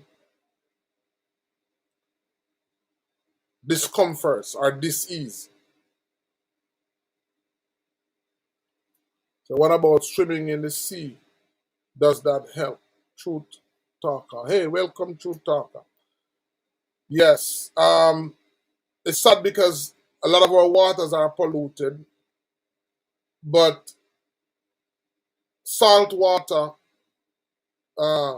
is good. I mean, have you ever wondered why when people have cold or flu, they say they need to go to the ocean, they need to go to the sea? Why is it that a person who has cold or flu, why is it that they send them to the sea? Why is it that after going into the sea for a couple of minutes, the cold just wash out and the cold is gone?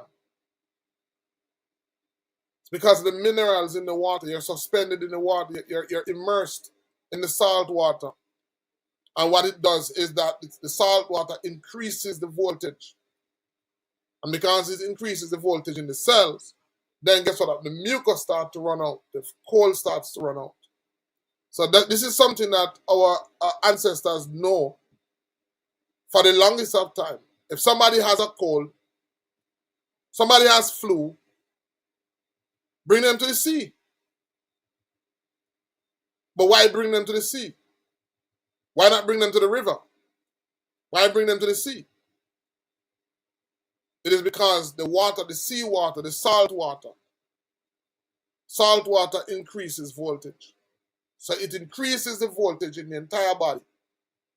And what ultimately happens is that the mucus begins to run out. All right? So it does have therapeutic properties.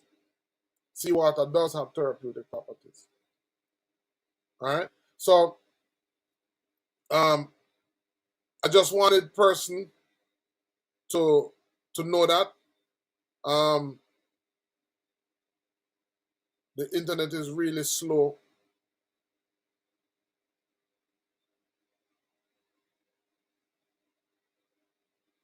And warm water absorbs faster. Right? Warm water absorbs faster. And that's why our persons is to tell us to drink tea. But warm water absorbs faster.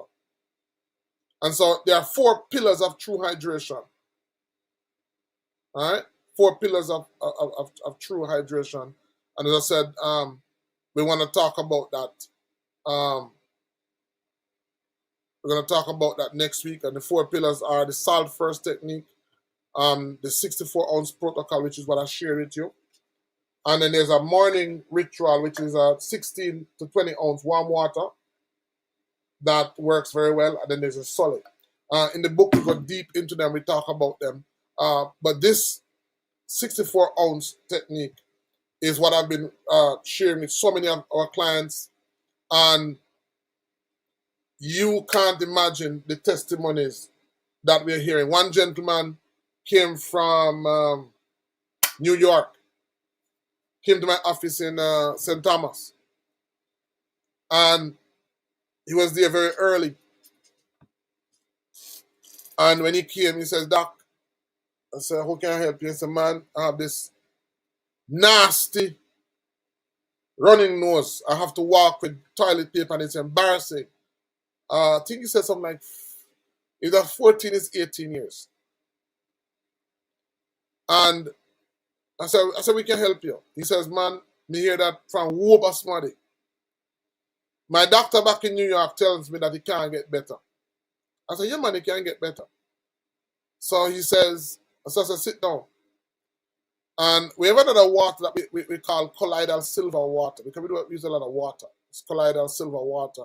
And colloidal silver water is actually 99.9% silver dissolved in water.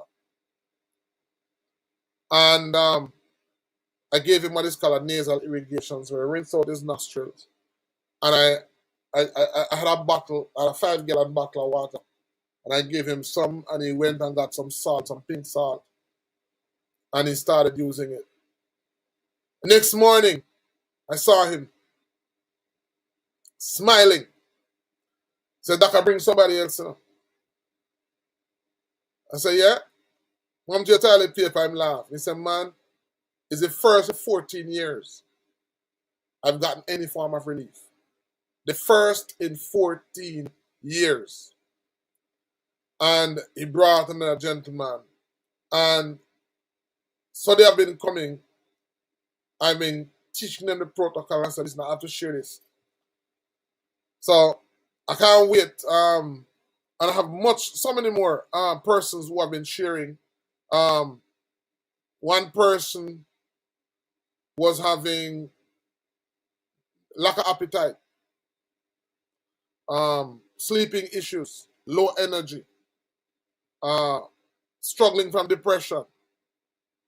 All of these are signs of dehydration. One of the signs of dehydration also is cravings. If you're having cravings for sugars. Because what happens is that usually when the body wants minerals, the body causes you to have cravings. So it's like when somebody wants calcium, you'll have persons who crave marl, or persons who crave charcoal. The body is intelligent and it knows where to get its minerals. Some people crave salt. Some people eat a lot of ice.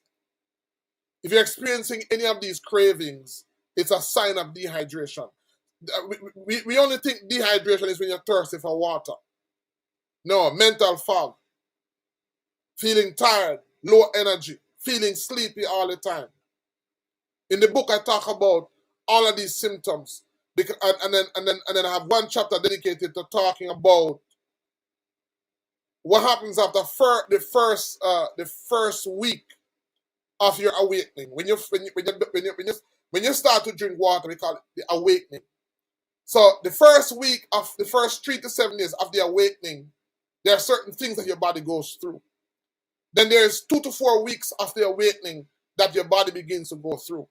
Then there's a month after your awakening that your body begins to go through. So your body begins to go through a number of positive experiences. That is because as the voltage begins to increase, healing begins to take place. And as healing begins to take place, then a lot of the symptoms that you had, that you live with for years, they begin to disappear. The longer you become hydrated, the higher the voltage. And so he, like Dr. Sebi, what he would do for persons who have strokes, in addition to the water, he would have herbs, because there are certain herbs that are high. There are certain herbs that are high in magnesium. There are certain herbs that are high in iron. There are certain herbs that are high in potassium. These are herbs that boost voltage. Remember, I talked to you about a person who is dying. They'll take that device, I forgot its name, and they'll give you a surge of electricity. And that is really to wake up the cells, to resuscitate the heart. Because the heart is a pump. Right? And once that begins to happen, then they stabilize you.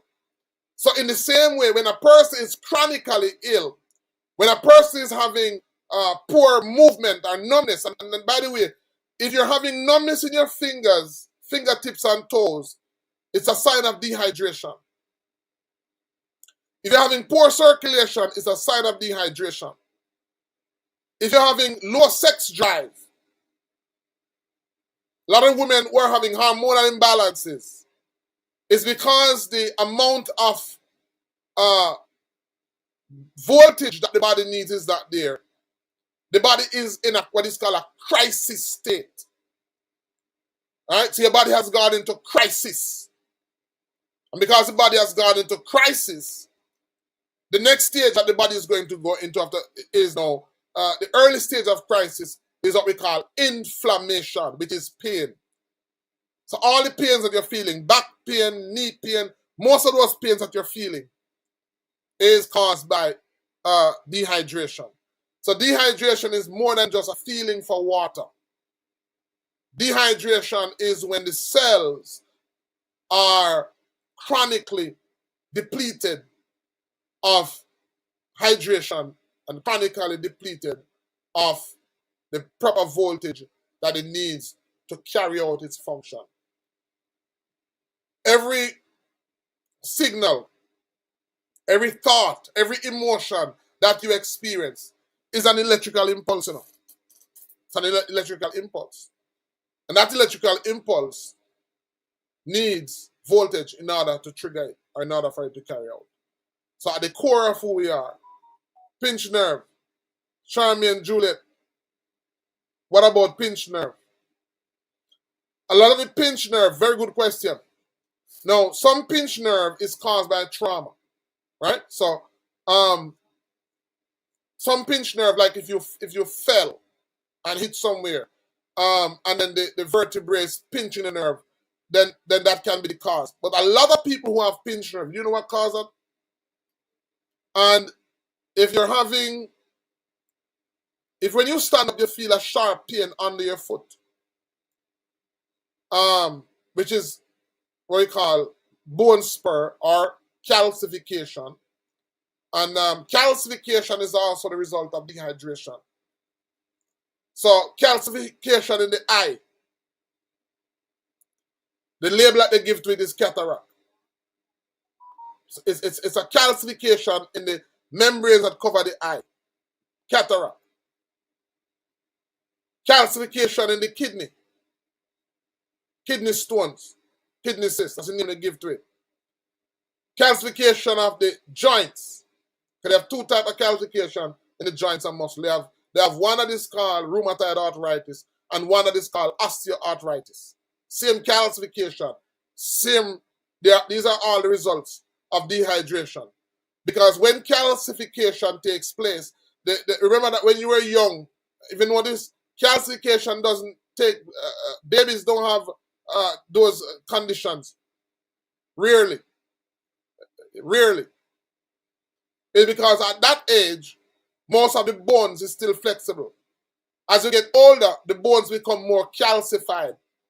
As the bones become more calcified, then there's a higher chance of inflammation. So just by increasing the water, increasing the hydration in the cells of the bone, those pains will disappear. As I said, most of the inflammation that you're experiencing is chronic dehydration. Because once you become chronically dehydrated, the body has to escalate the problem to get your attention. So it causes inflammation. And so once that inflammation takes place, it can be reversed because it's a result of dehydration. So once there is hydration and dehydration is reversed, then inflammation is also reversed. So a lot of type 2 diabetes, type 1 diabetes can be reversed 100%. 100%, it can be reversed. Epileptic seizures, 100%. Once you begin to understand the effects, I get a different understanding of dehydration. And once we begin to know how to hydrate. So, I talk about water. If you're drinking bottled water, it's no good. If you're boiling your water and drinking it, it's no good. All right, we have somebody calling. Yes, sir, good night. Hello, good night. Blessings, man. Blessing, You your know? Yeah, man, you're live. I didn't know I was calling the conference call. Uh, I was having problem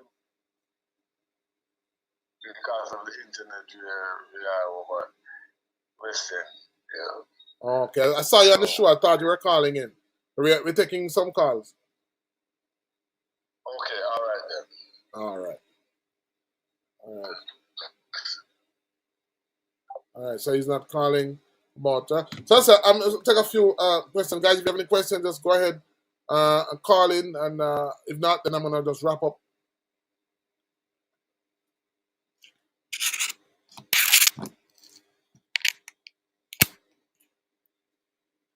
Nobody wants to call.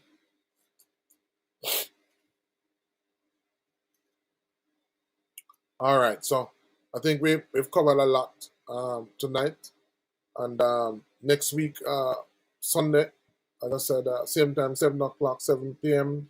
Jamaican time. I want you to share your experience with us about your water protocol. We call it the 64-ounce water protocol. So one more time before we close. So you're gonna get 64 ounces of spring water, not boiled water, not bottled water. You're gonna get spring water. 64 ounces of spring water are the same 64 ounces is the same as 2 quarts. So you're gonna get 2 quarts of water, and what you're gonna do, you're gonna add a quarter teaspoon of salt, Celtic salt.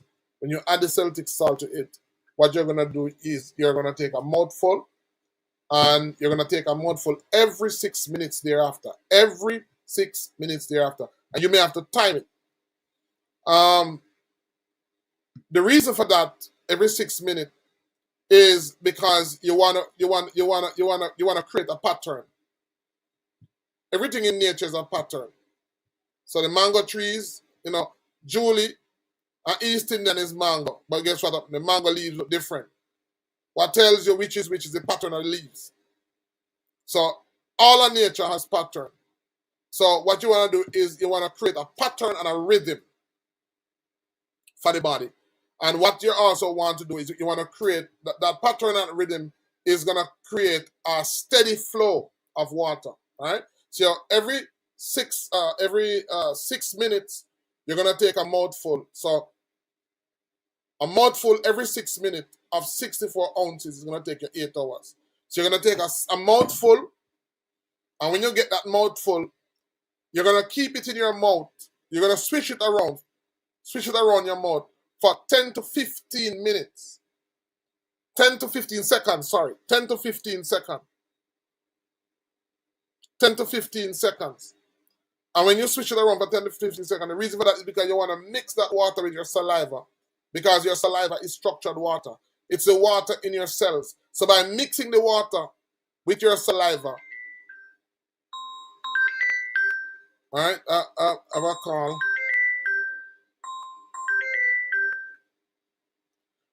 Yes, sir. Thank you for calling. You're calling live. Yes, sir. Thank you very much for Yeah. a wonderful presentation on this life-giving commodity that we use every day. And based on your presentation, there is so much more value and benefit to the use of the right type of water when used correctly Right. and systematically, meaning in a very organized way, a pattern that you develop, a rhythm, etc., etc. Now, let's say I get this new regime started. Yes.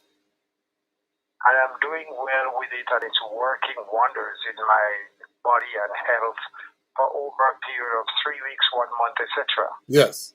But then after that, I find myself in another territory where this type of water is not available, because you emphasize the use of spring water Right.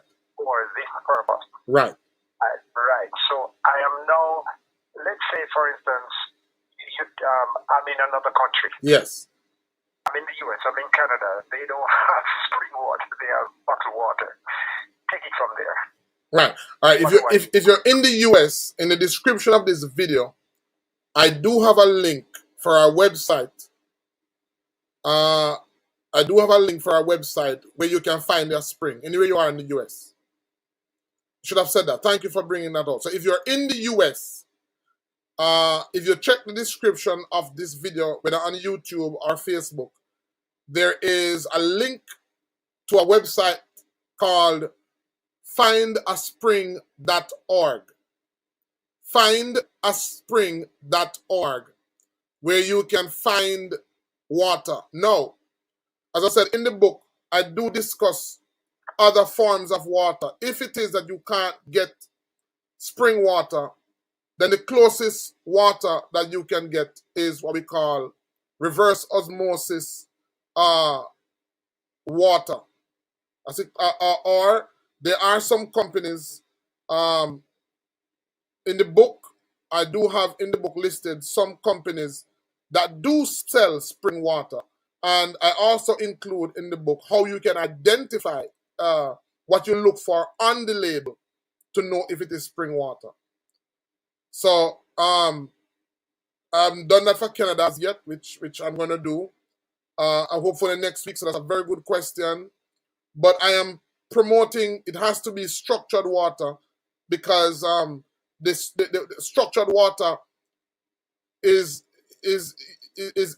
very different from just water.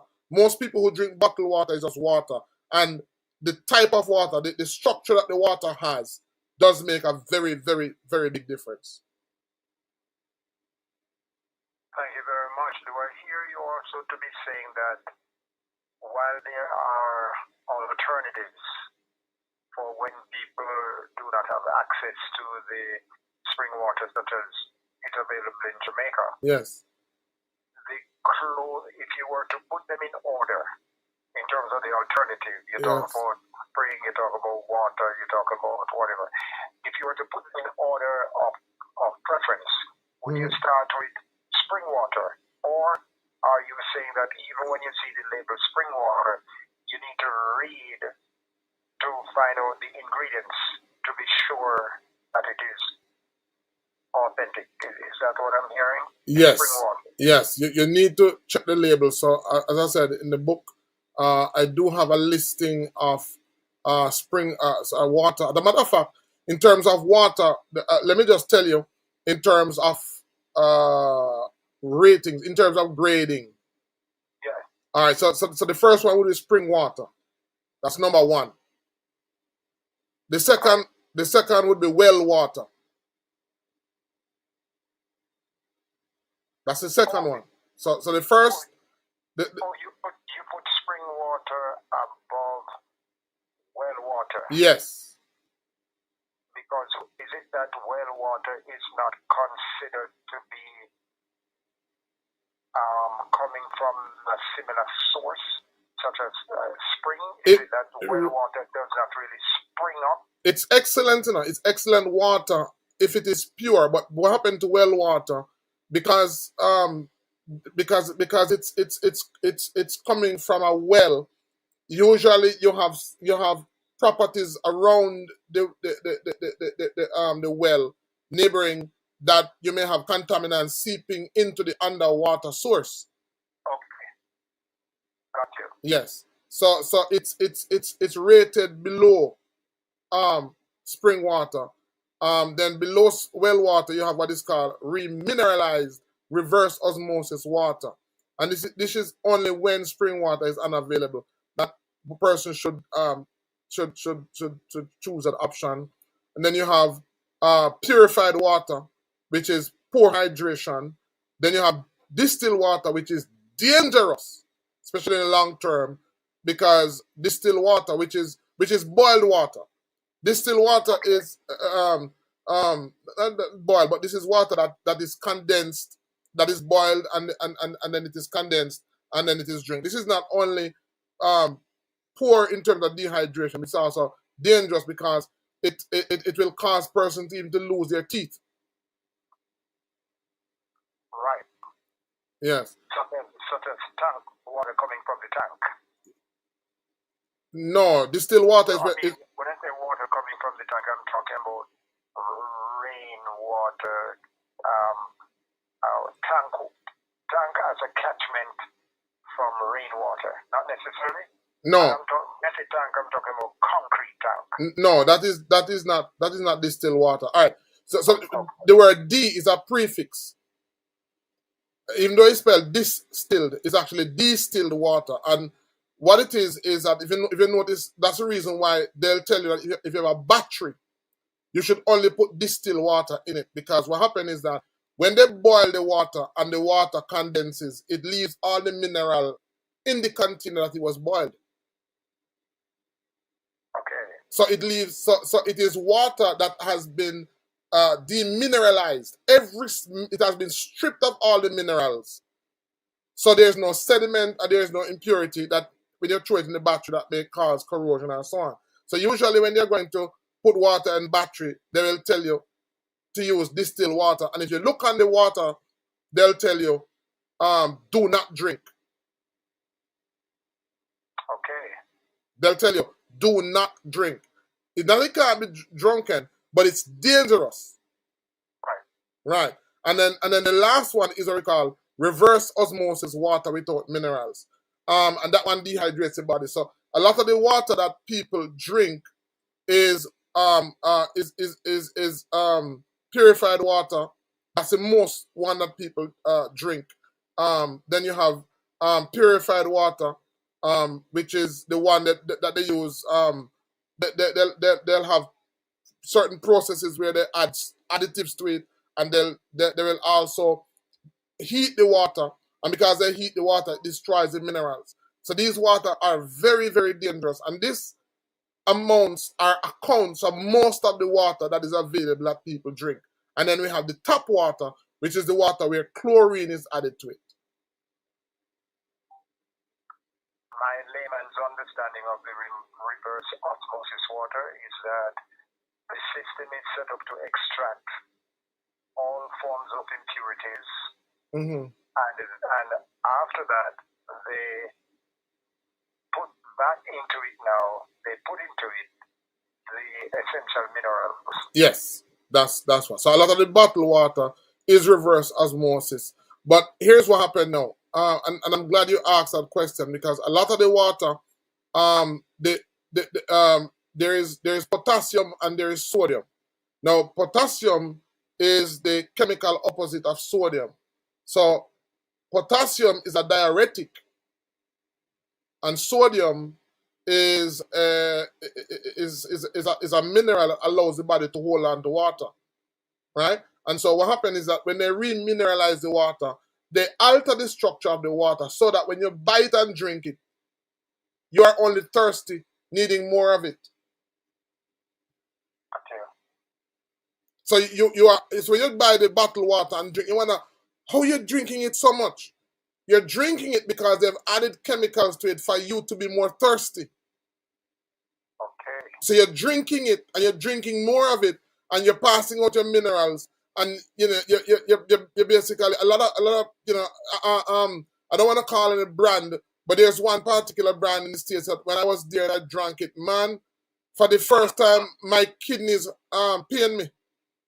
Okay. Okay. Mm-hmm. Hopefully, my last question.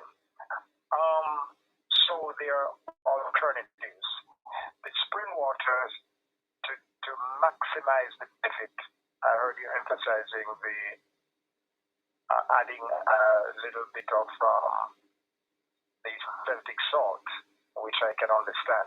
Mm-hmm. How about the other types of water which you list in your book as alternatives? Can the should the Celtic salt be added and in the same proportion as you would add in the spring water? Yes. And if not all of them, which one? Yes. So there's a Celtic salt. There's Himalayan salt. There's a salt from all the Utah salt, and there are a number of, what you want to look for is a salt that is brown, not bleached, because in the book we also discuss sodium chloride or the table salt. Why is the table salt dangerous? Why we should avoid the table salt? So you want to look for certain. You want the salt to be natural, because the salt profile, will have the minerals that your body needs.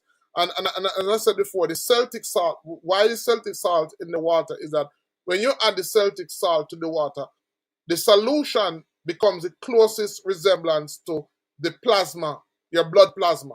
So this bottle, this protocol that I'm telling you about, what you're actually doing is you're actually creating a solution that is closest to your blood plasma as is possible.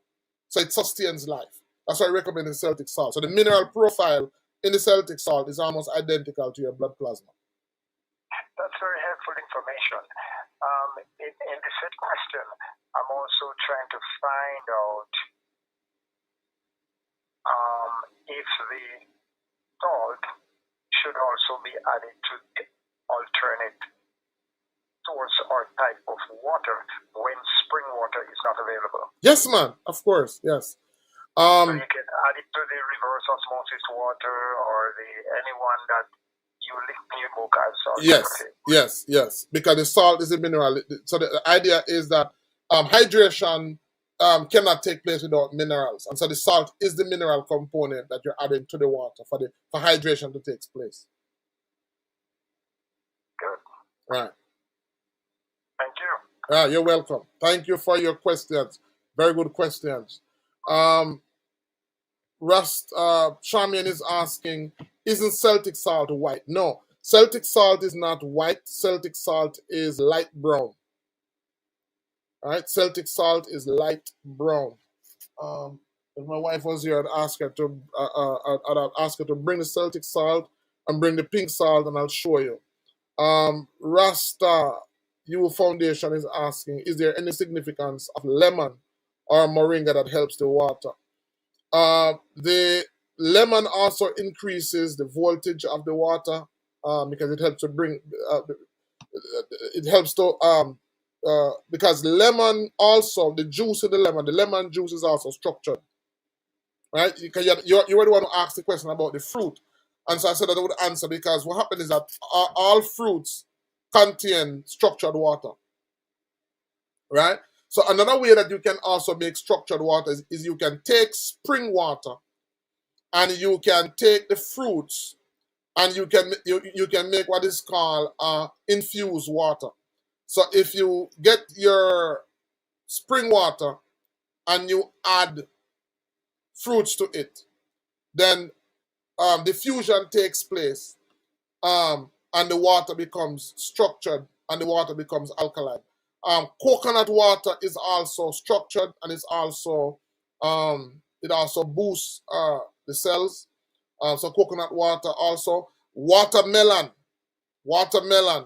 is also has structured water in it. Cantaloupe also has structured waters in it. Aloe vera, tuna, they have structured water in them as well, and so they help to boost the body's voltage. These are all foods that are water rich, and they help to increase cell voltage. You'll notice that, and I don't want to say too much, because I don't want to bias person's response next week. I want, when persons call, the response is unbiased, unaffected. The Celtic salt, Charmaine said the Celtic salt purchase is white. Can I still? I wouldn't. No, it shouldn't be white. If it's white, it's bleached. The Celtic salt I purchase is white. Can I still use to get this? No, so it's bleached. All right, so Celtic salt is supposed to be brown, not white. If it's white, it's bleached.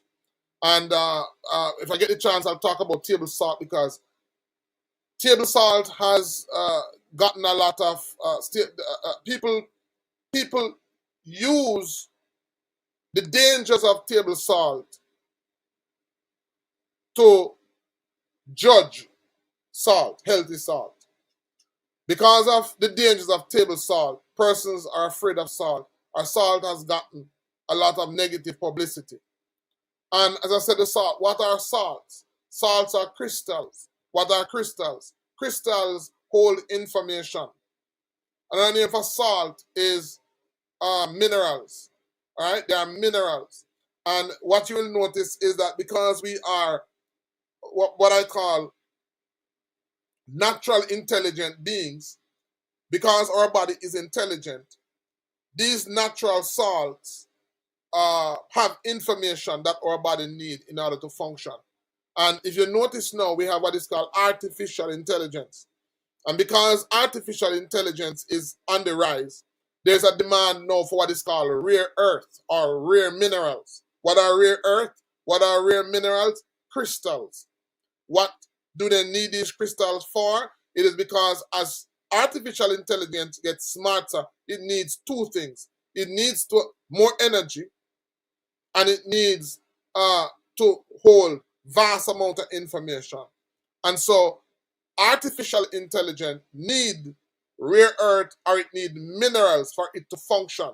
In the same way, we are natural intelligent beings, and so we need these minerals, these salts, in order to function. Shamiel says, so do I just catch the water from the spring and add the salt, or do I have to filter it first? You can filter it, and hold on, guys. My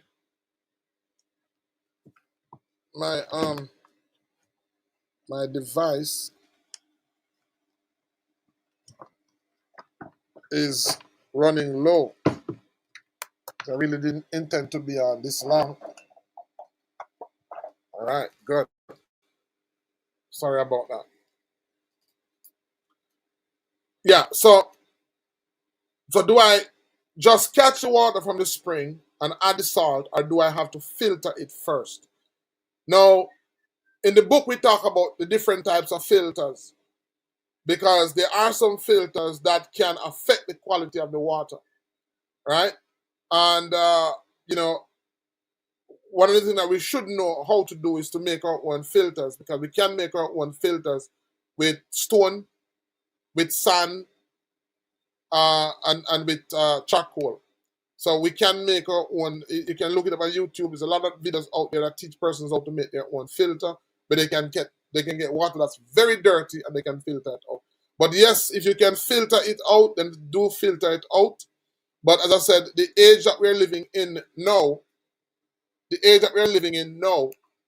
the system has us very concerned, or we are overly concerned, or we are more concerned with clean water rather than living water. So we have a lot of bottled water that is clean, but it's dead. It's far more harmful than living water. All right? And as I said, our ancestors, this is where they would get water from the spring. And nobody died. All right? All right, so it's now, I'm 2 hours and 28 minutes into the live. The number is on the screen if you want to call, 365-1131. You can call, take a few more questions for persons who may have questions. When you ask questions, it's one of the best ways to get the information out there, because the greatest weapon against sickness and disease is education, not medication. A lot of persons are afraid to ask questions when I'm on a platform like this, and then they call me afterwards. And sometimes I don't have the time. I don't have the time to talk that long, and I don't have the time to talk. A platform like this is, I use it to talk to persons as much as possible. When I shout out all those persons in Ghana, we're coming to Ghana in March. I don't remember in March, but in March of 2026, we are on our trip to Ghana, and we're going to be looking at the herbs that they have there. We're going to be reconnecting with the motherland. So if you'd love to make that trip with us, there's a link in the description where you can go, and with a payment plan, you can take advantage of that. you can join us in Ghana. Next year, I also want to do 2 or 3 herb walks in New York, in Florida, and so I'm going to ask you guys. I'm going to ask you to help me. I'm looking for somebody in the New York area to help us. The last time I was in New York, we did a herb walk in Bronx. I'm going to do a different one. So if you're in the New York area and you can help us to find a park to do a herb walk, let us know. If you're in the Florida area and you can help us to find a park to do a herb walk, let us know. And if you're in Georgia, the Georgia area, and you can help us to find a park to do a herb walk, do let us know. We want to come. So, who is that? CND says that I'd love to do a herb walk in Canada, and we do have a affiliate satellite center in England. Hopefully next week we'll have that person on. So if a person's in England who would want to do the quantum assessment, we do have somebody in that neck of the woods. No, we do have somebody in. We do have persons in the States who want to do assessment. All right. Any questions before we wrap it up? All right, no more questions. We did a lot. We covered a lot tonight. So, guys, I want to thank you for being on. I want you to join us next week, 7 p.m. Jamaica time. We continue our series. I'm going to do 3 more parts, and next week Sunday, we're going to start out with the questions, persons sharing their testimonies. But next week, we're going to be continuing our look at hydration. We're going to be looking at the hidden crisis of cellular hydration. And we're talking about that. We're going to be talking about why people are 70% water but still dehydrated. Why modern people are dehydrated even when they drink water. And so on. So we're going to be looking at a whole lot of issues next week as well. So please look out and make note of your experiences. Tell us what the protocol has done for you. And hopefully I'm looking forward to hearing from you next week, Sunday. Good night and see you. Bye-bye.